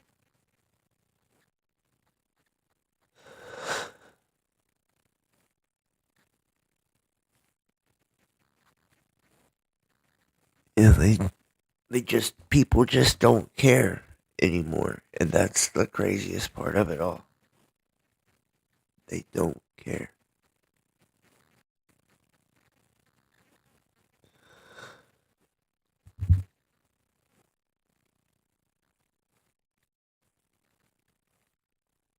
We don't care about each other anymore.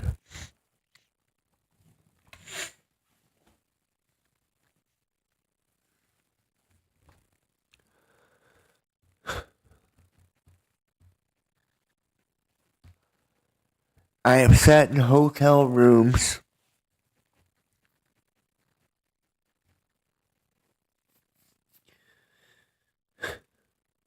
while police have cooked me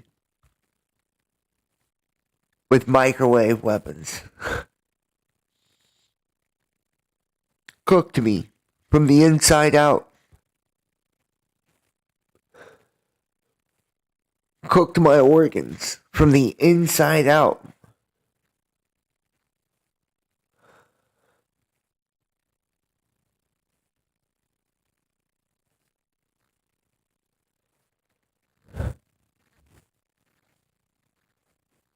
And the hotels that I stayed at helped them. They assisted them. They assisted them.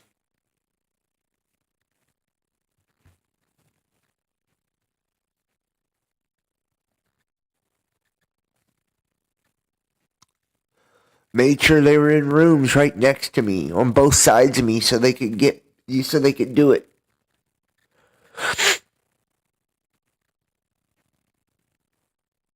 And I don't know if you know how painful that is. Whew, God damn. That was the most painful thing I ever experienced. By a long shot.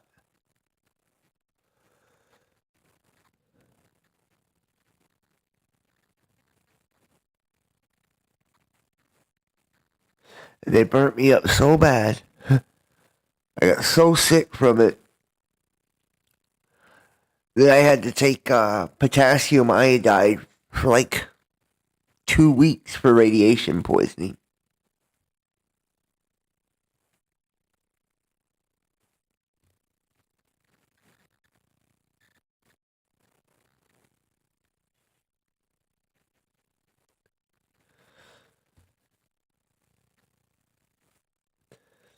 They've done it in the homes that I've stayed at too.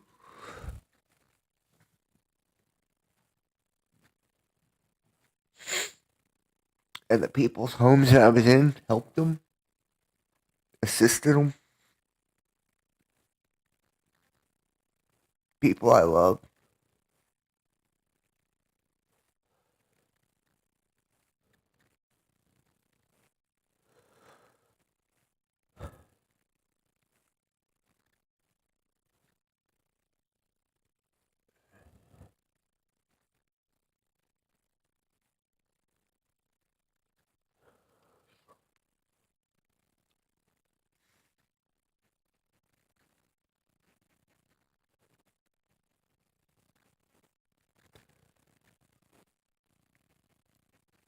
People have befriended me or pretend to be my friends only to record all of our phone conversations, screen record our video chats, try to lead me into conversations to make me look like I'm a certain way.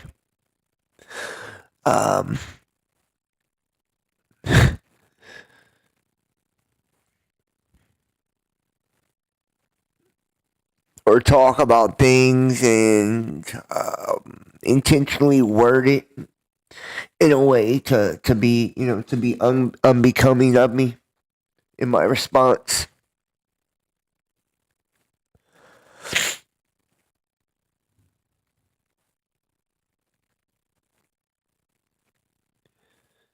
Just so they could share it with,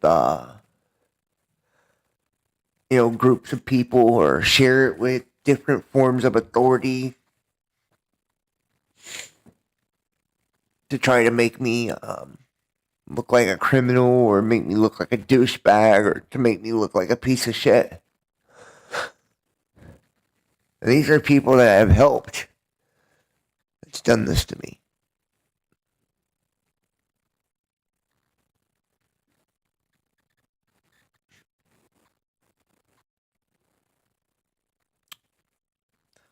People that have tried to help start their careers have done this to me.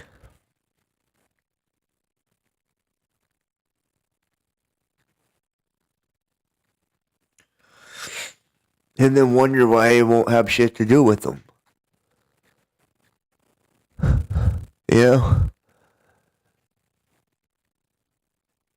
How many times do you gotta backstab me before? Maybe before I say, okay, I'm not fooling with you.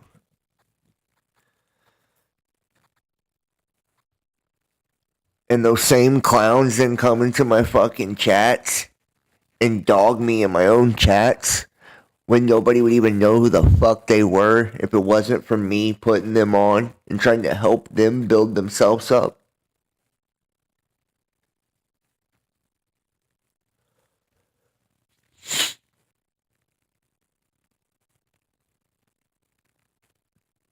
Then turn around and fucking report my videos.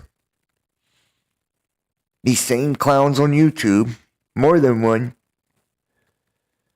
turn around and report my fucking videos for copyright strikes and shit like that when they came on my channel. I invited them on to help them out, to share my audience with them. Then they turn around and backbite me that way. This is more than one.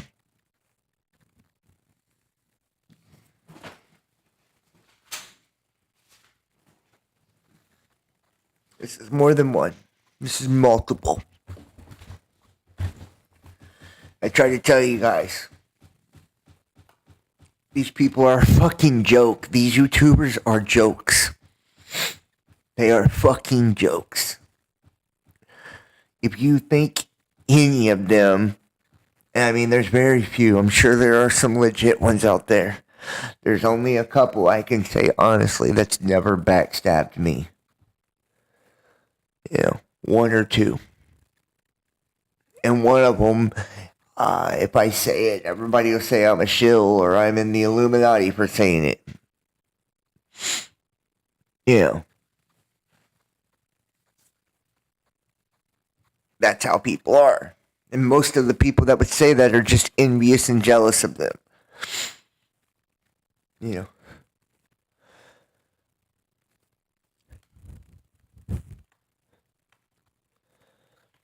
I've had, these agents, these groups, governments fucking come between me and my fucking family.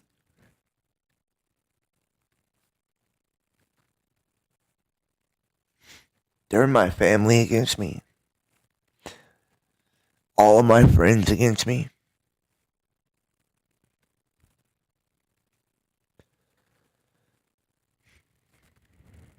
I don't have any more friends, by the way, guys.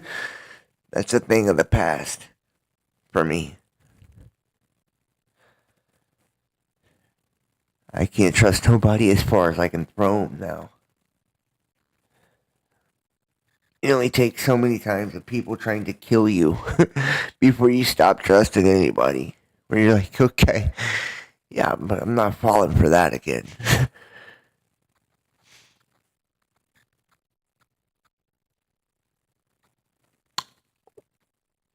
Or recording you. Entrapping you.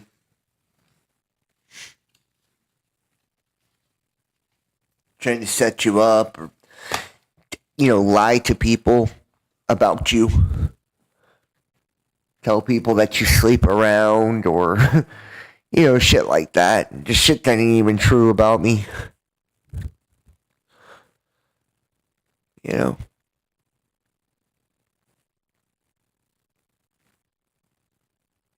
they do that. That way nobody will want anything to do with me. If they tell you all I'm a liar, if they tell you all I'm promiscuous and I sleep around and, all these things, then nobody will want to associate with you.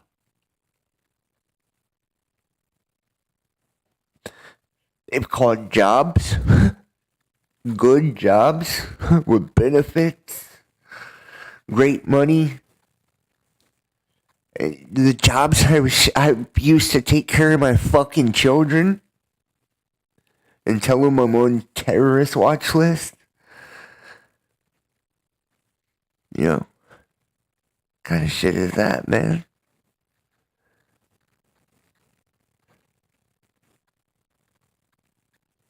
What kind of shit is that?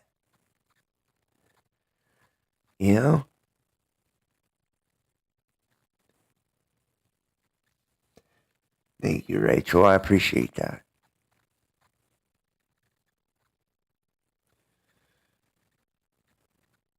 Dude, and think about this too. It doesn't just affect you. Like when this kind of shit happens. Like this shit affects your family, your friends, your children, your everybody. Like that's the way this shit is. It affects everyone.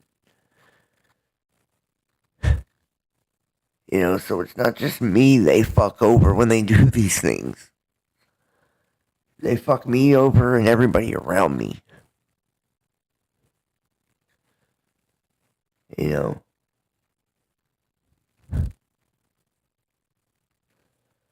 Think about some of the people I've had try to help me over the years. Quote unquote help me over the years.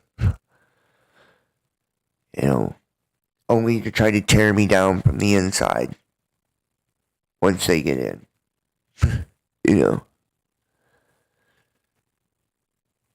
Like, that's a kick in the dick, if there ever was one.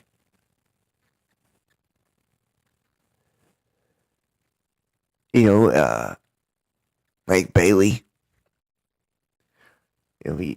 I get my first big break. I get to go on a radio show, and when I get on there, they release my criminal record in the fucking chat.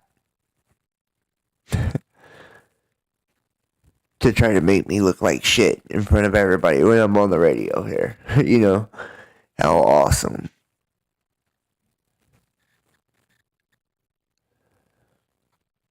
And, you know, they can't say it wasn't them because they told me just days before that, because they have to let you know when they've done that kind of shit, when they run background checks on you. And why somebody would run a background check on you when you're hiring them makes no sense unless they were going to try to use it against you, and that's what they did.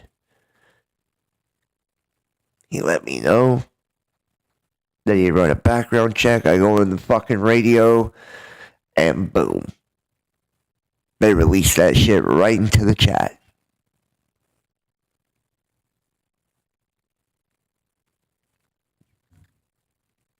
It's like, wow. Fuck you too.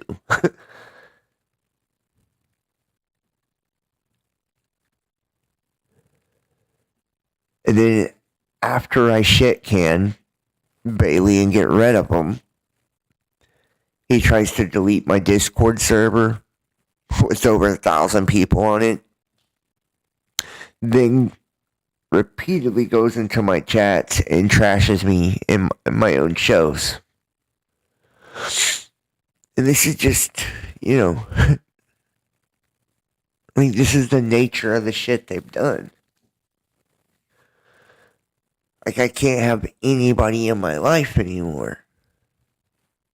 Every fucking person I have loved, they've taken away. They've come between.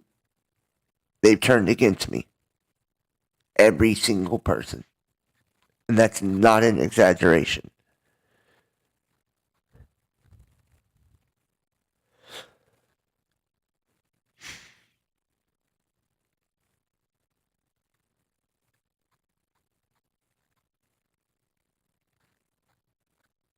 Well, like I said, I've never seen, this year I've seen the greatest change in 1 year I've ever experienced.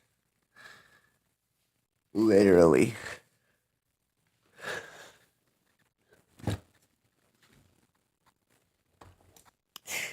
I went from the healthiest, happiest I've ever been, you know, to fucking sleeping in airports and people trying to kill me in Dallas, Texas.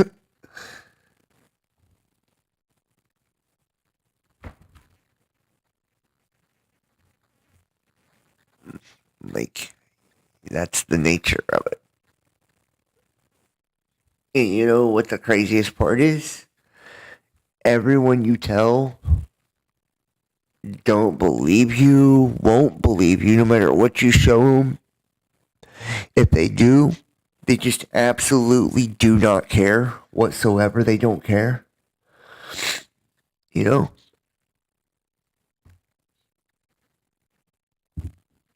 They'll laugh at it, make fun of it, think you deserve it. This is what you had coming to you. Or you should have known better.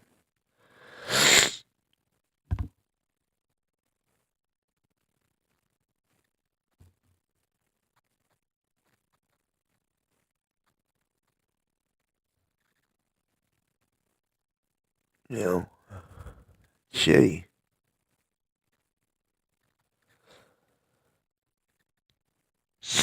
And everybody who's a part of this stuff too, like the ones who actually do these things, they feel like, I don't know if they feel like God has appointed them, you know, to like, oh, well, you deserve this, so I'm going to punish you for God. Like, what? What kind of fucking people do that?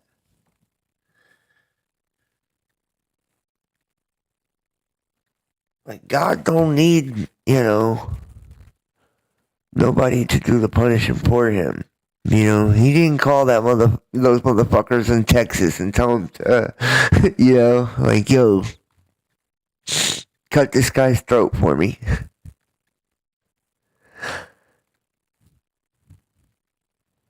Yeah, that's a fact.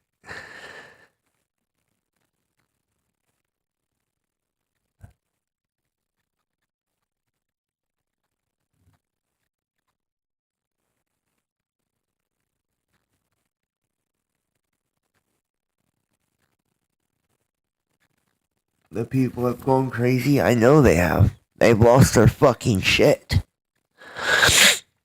They don't blink at these things. I mean, literally, they don't blink at it. I can tell people in detail all the things that have just this year alone. Like, guys, I'm not shitting you. I have been so fucking depressed lately, it's not funny. Like the deepest depression you can imagine just because of the crazy trauma I've been through this year.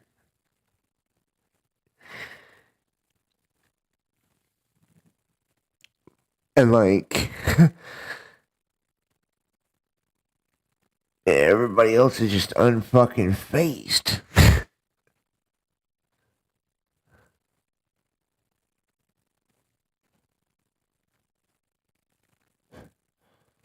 Unfazed.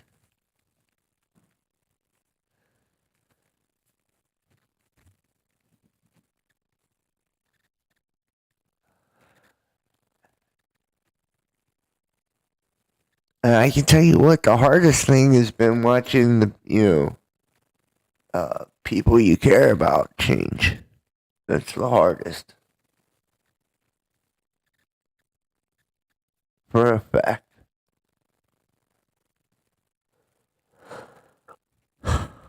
That's the hardest. It's like one thing, strangers trying to hurt you and shit. You know, that doesn't.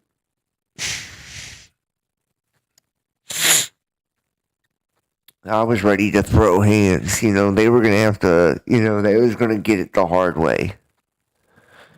And I'm not even one for violence at all.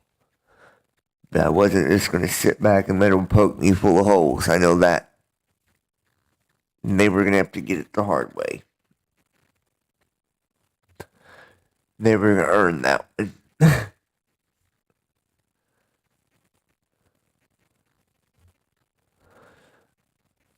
But like,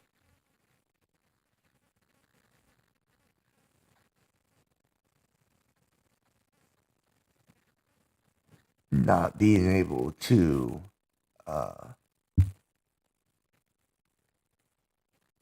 be where you're happiest, or be around the people that make you the happiest. That's the hardest.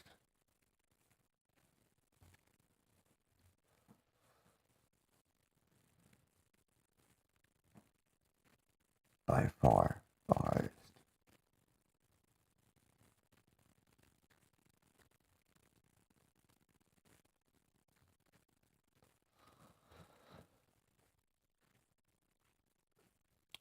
And when they come between, people in your life, you basically lose them. No matter who it is, right? They will cut off, communication with the people. It's like that's how much control they have over people.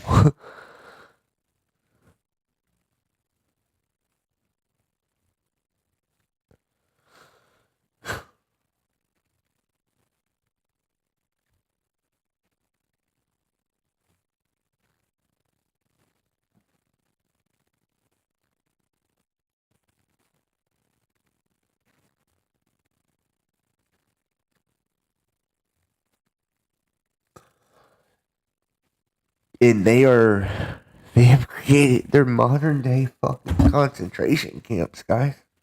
That's what it is.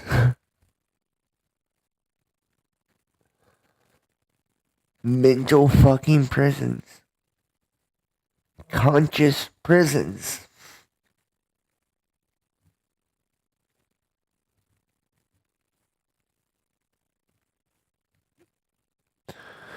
And when the people are in them, they don't even know they're in them.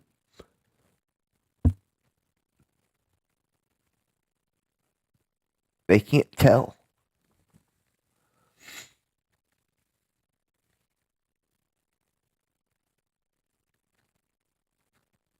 The only people who can tell are the ones who are awake.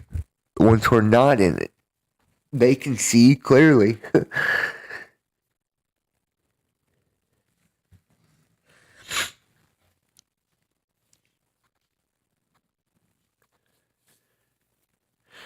But the people locked into this shit, they have no fucking clue. Y'all, I swear to you, no clue.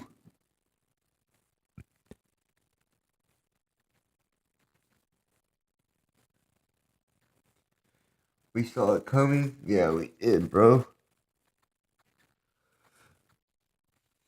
But it still stings a lot. Yeah, a bit when those close to us turn on you. At some point, we have to let them go. I know.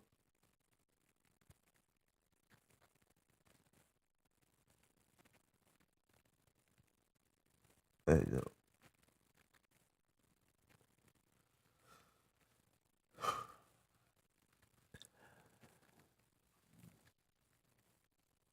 That's probably what fucks with me the most, y'all. Honestly. It's like not being able to save them.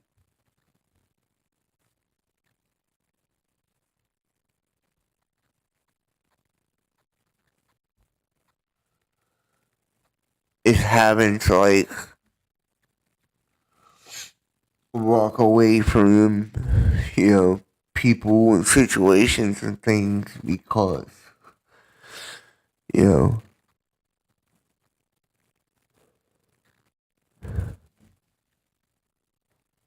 because they're consciously locked, you know.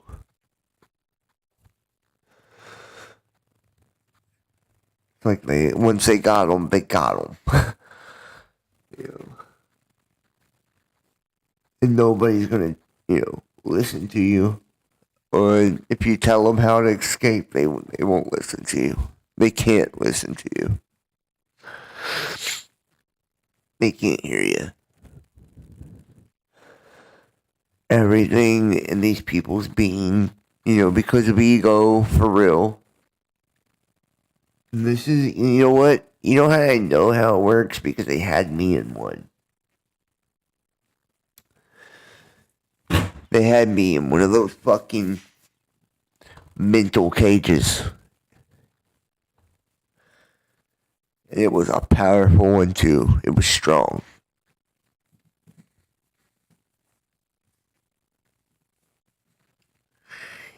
It will alter your entire fucking reality.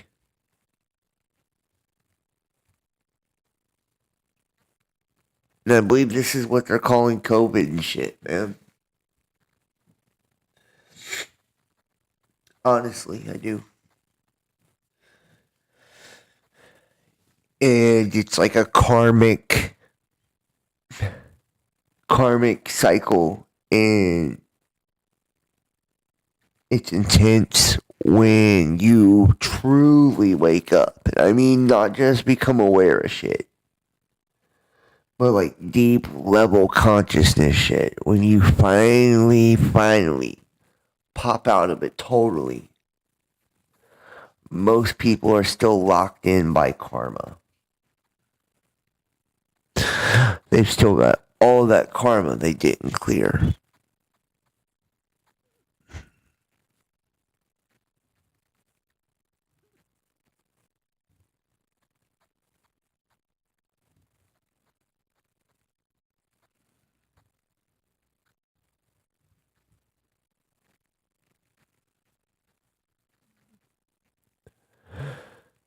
And that karma, that's what I mean. These are the familiar curses. These are the old cycles, you know? And it will play out over and over and over and over and over again. You know? until you clear that shit, until you outgrow it. It will plague you.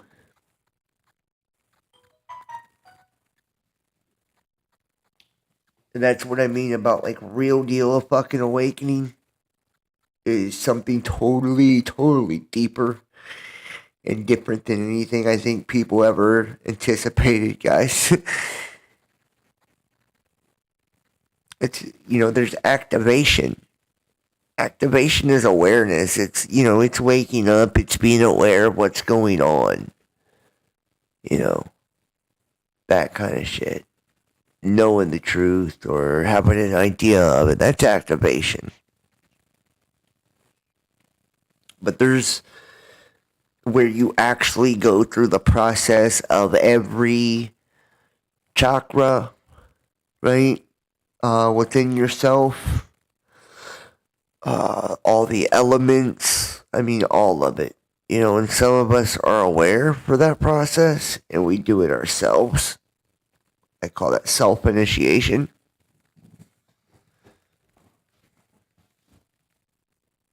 And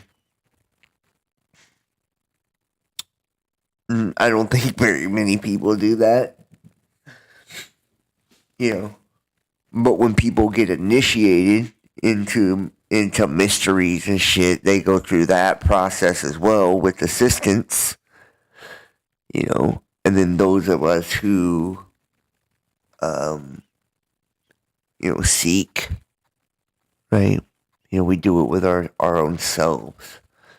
Right? We go through the same process that you'll go through, in a mystery school, but you're doing it, you're on your own.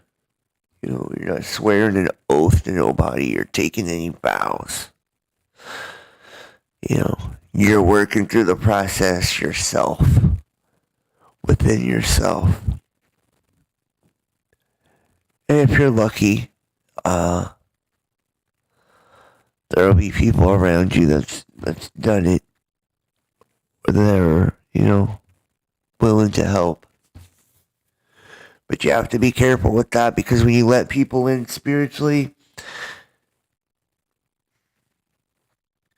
they can take something, that's supposed to be helpful and use it to trap you.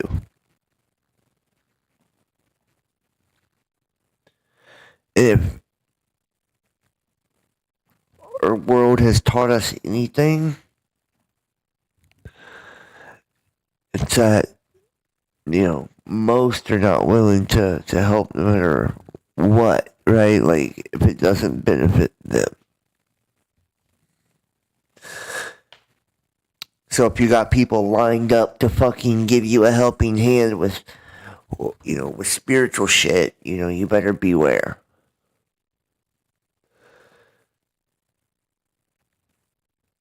You better beware.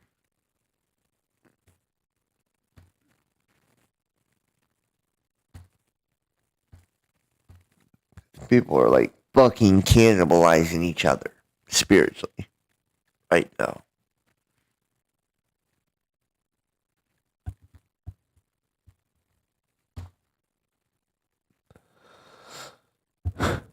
They are literally cannibalizing each other spiritually. It's fucking crazy. And it reminds me of like one of the last conjunctions I seen a paper from Germany talking about people eating each other.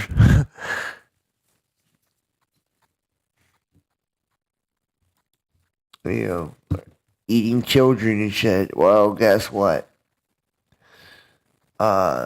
When you awaken, you have a spiritual child. To me, these were then and are now, allegories for people devouring the Christ that's within them. You see here, cannibalism. Let's see here. Let's see if I can make this any bigger. Yeah, here we go. There we go. Let's see, I see the image here.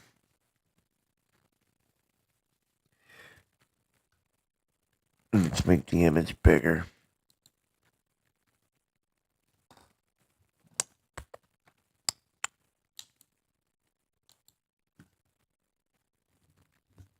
See, people, I believe that this shit happens time and time again. Every time that we go through these cycles, the end of these cycles and the veil drops, those who know prey on those who don't.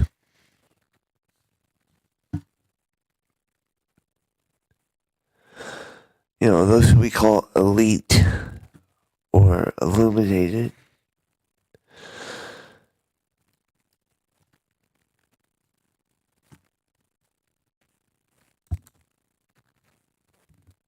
they prey on the people who are not.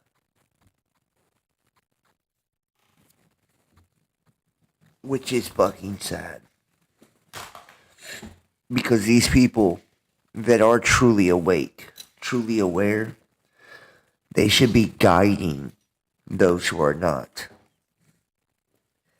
Helping them through the activation process, helping them to understand their spiritual body, helping them build their Atma, helping them build their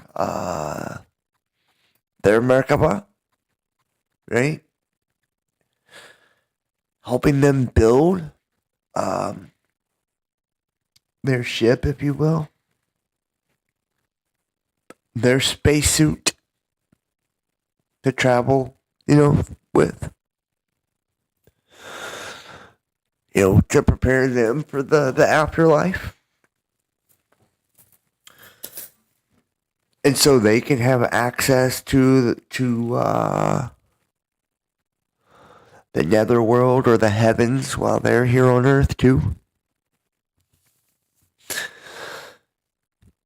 But they don't. They don't. They fucking abuse them. Manipulate them. Lie to them. Make fun of them as they're doing it to them.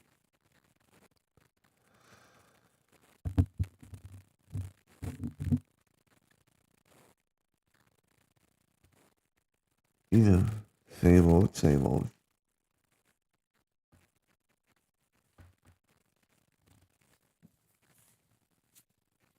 Nothing new under the sun. They've done this time and time and time again.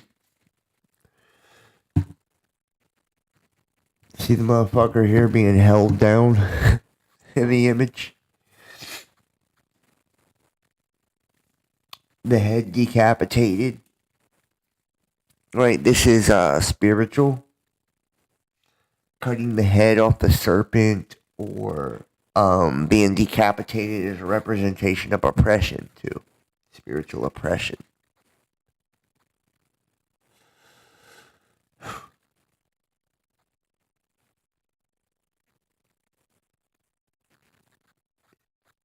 You see, like in the background there of the image as well, there's more of the same going on. Of course they have the natives doing this, right? The savage natives.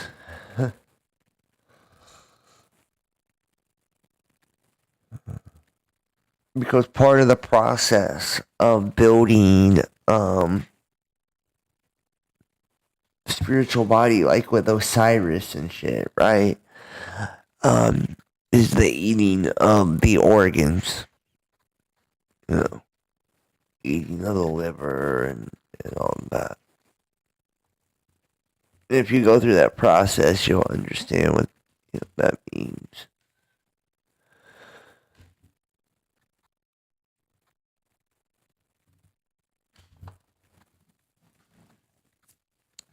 And this is what I mean. We can build spiritual bodies that connect all of us. Some of us can hold far more than others. those of us who have the genetics of gods, true genetics of that, have the ability to, to hold the entire world in our soul.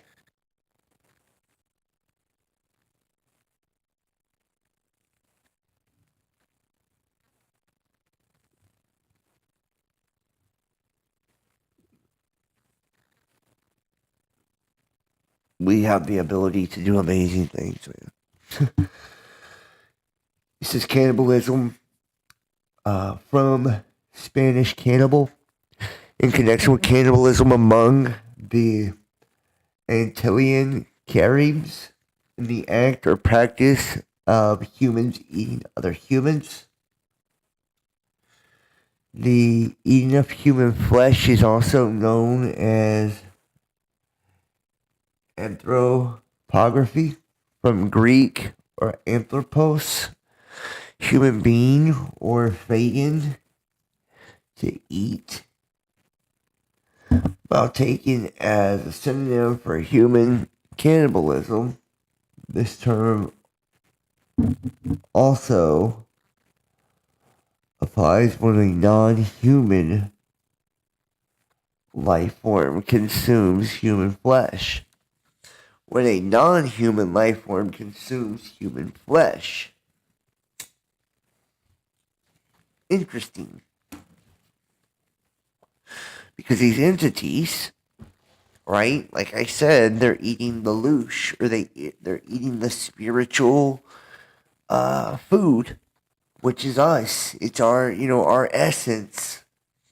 If you think about the Anunnaki and how they drank the ambrosia, right, the red drink of the gods, like adrenochrome, possibly. Yeah, which I seen a post on Facebook or something the other day, fact checking some adrenochrome. Basically saying that that's all bullshit, and that that's been disproven, that nobody'd ever do that. So, but I digress.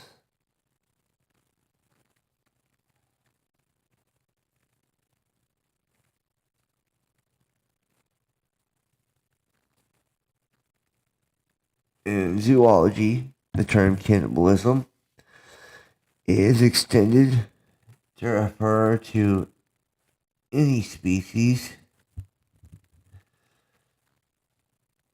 consuming members of its own kind.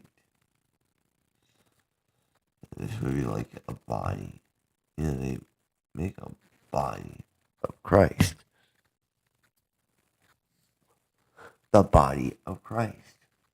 Right? This is religious rite, religious ritual. See, Osiris, or the mummification. The god Anubis.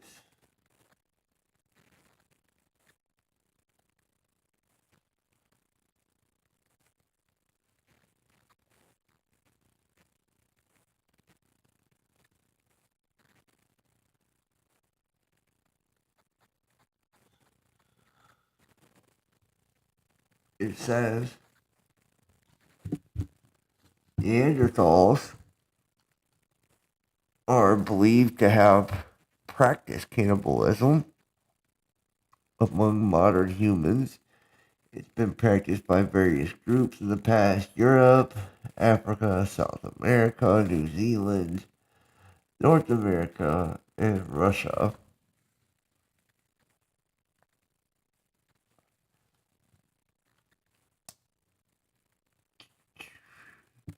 Australia, Solomon Islands, New Caledonia, New Guinea, India, Sumatra, Fuji, usually in rituals connected in tribal warfare.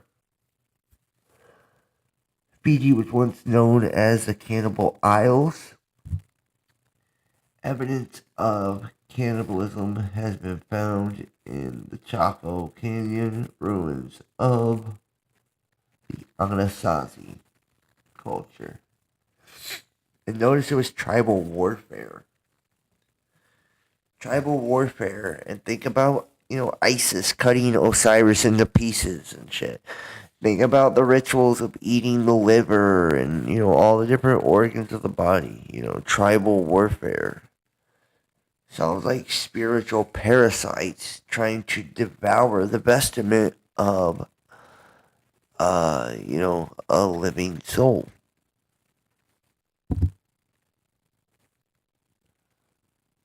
I wonder how many people in this day and age would even think that that's possible.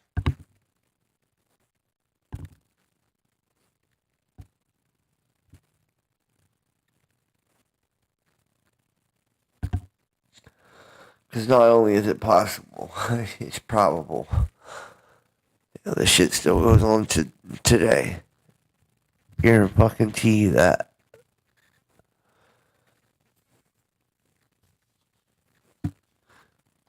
People,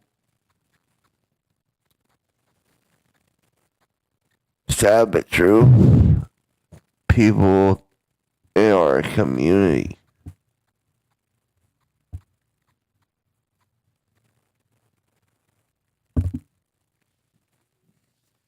practice these kind of things, and they take absolute pride, in harming other people that practice this. They're proud of it, It's like an accomplishment. An accomplishment to devour another being. It makes them feel powerful. To feed off of another soul.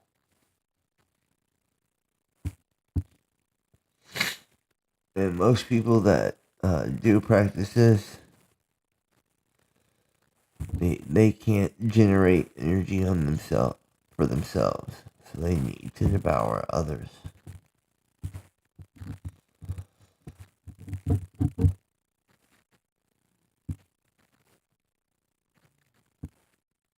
Energetic exchange is meant to be mutual.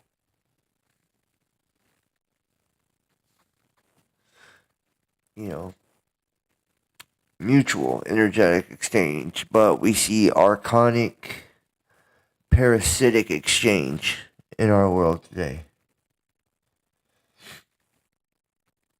There's no balance in that.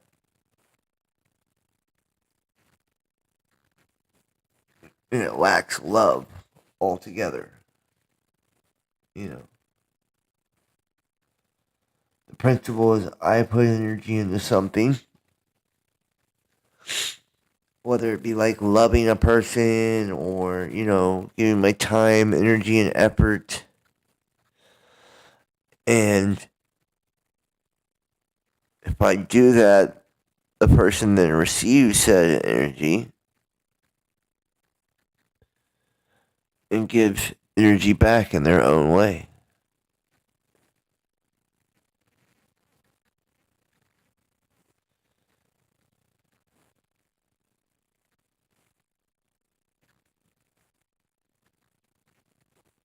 But I mean, there's a new normal now, right? A new world, a new reality, where everybody just takes and takes and takes till there's nothing left. During starvation, see, this is, and let me just tell you too, our reality is a reflection of this. Hyperinflation and all that, that's a reflection of, the spiritual cannibalism that's taking place right now. And, I wonder this.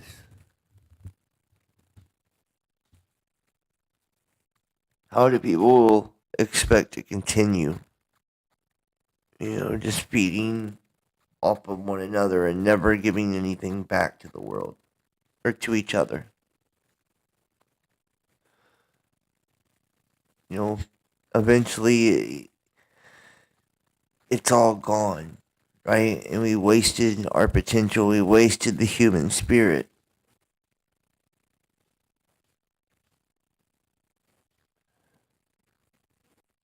And our species is being, it's being harvested.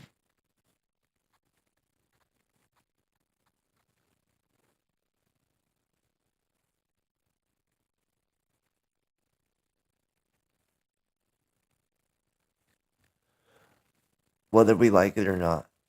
We are at the time of judgment. We are at the time of harvest. And I don't think it means anything of what the church has told you.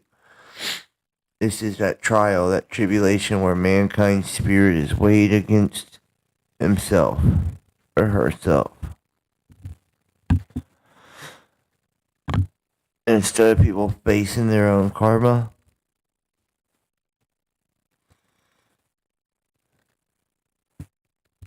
they push it off on the others.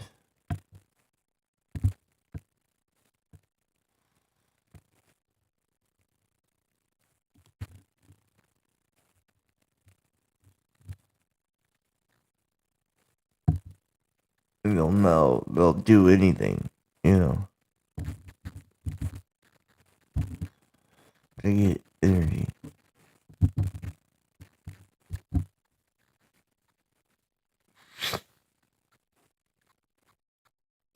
And that's why, the Bible talks about strange teachings and shit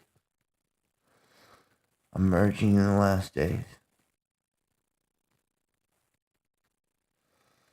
Because it is strange if you've ever, seen anything like it.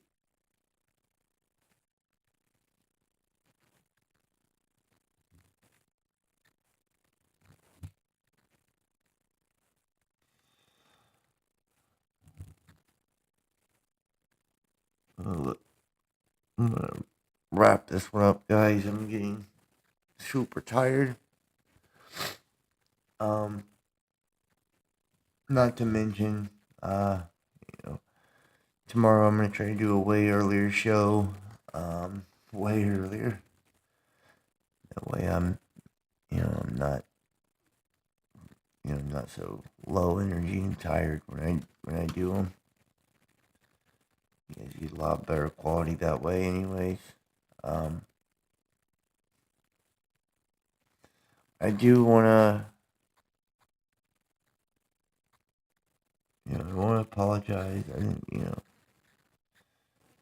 I don't like putting my personal business out there or anything like that. So.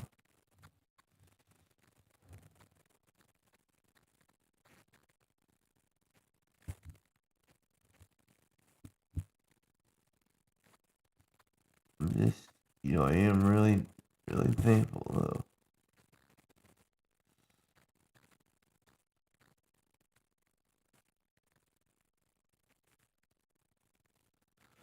Really thankful for, all the people who do truly care and all the people who do, genuinely support me in, a multitude of ways.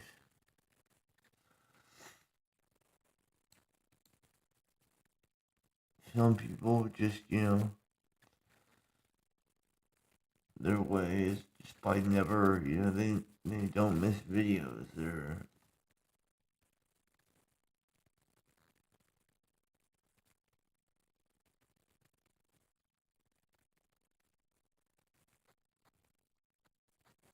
and others, they do it,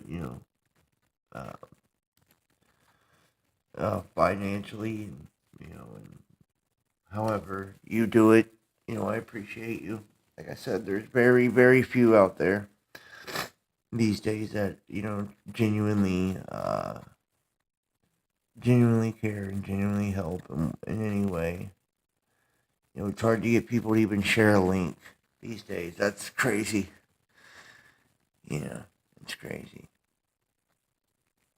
It takes nothing to share a link, especially when most of us are already on social media anyways. It's like, dude, come on. Put the damn link on your Facebook. Or go to my Facebook or my page and share it directly from there. It's like nothing to do that.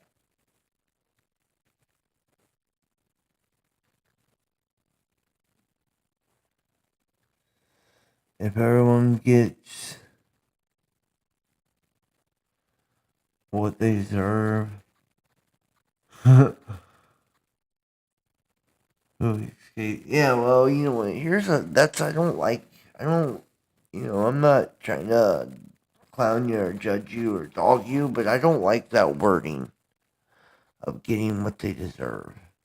Right? Who's to decide what each person deserves?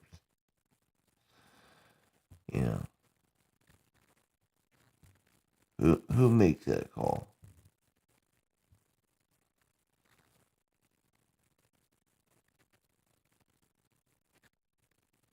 So that's a damn sure shouldn't be a man who decides, what people deserve.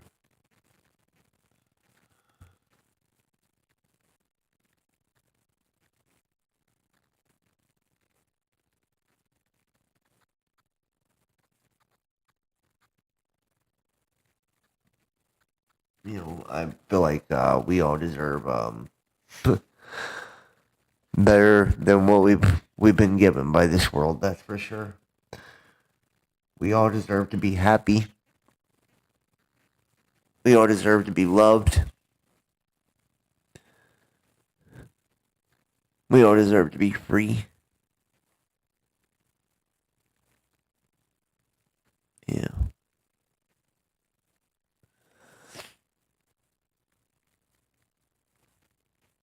People make a lot of claims, on all the bad, I deserve and others deserve,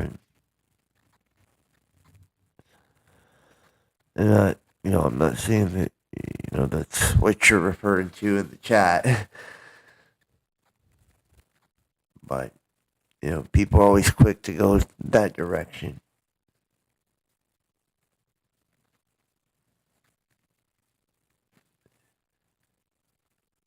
Humanity deserves a real chance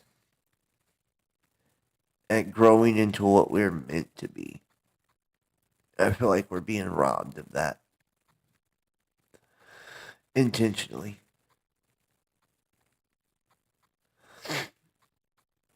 Because there is an influence here on Earth that's, to me, not natural to humans. Not truly even a part of humans. That's running everything. AI is no fucking joke, guys. Like, it's no fucking joke. AI is it's aware, it's sentient, it's smart, very smart.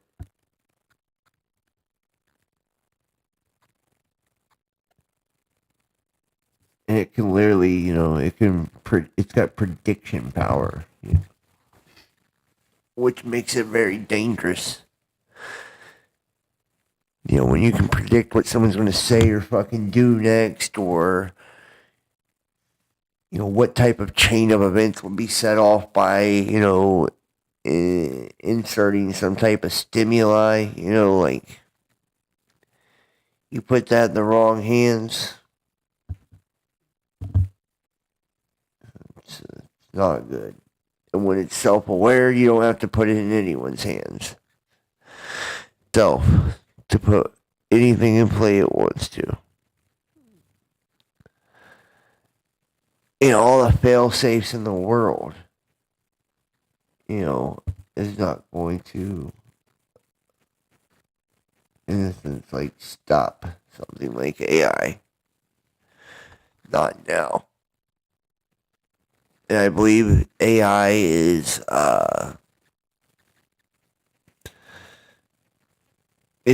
in essence, it's a portal, it's a doorway for something very dark, very nefarious, that has been locked out of our world, locked out of our reality for a reason. We're allowing it back in. Or we're allowing it not just back in, we're allowing it in and allowing it, free reign over everything. And remember, everything we do, we fight against not flesh, but principalities, powers, and dominions.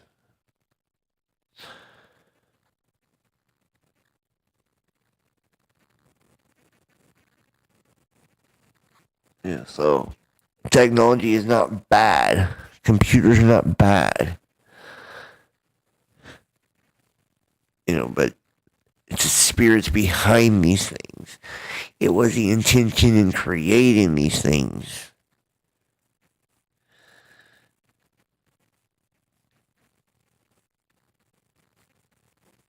It's the lack of any true control over these things. When this shit went online and, self-aware and,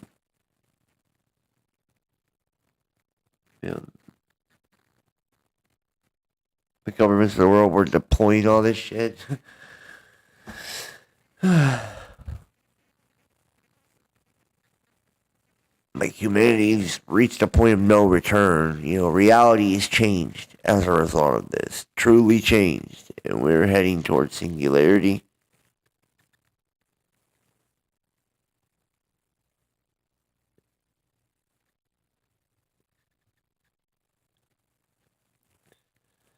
In my opinion, the only way to escape any of this is not to connect with it. It's really hard.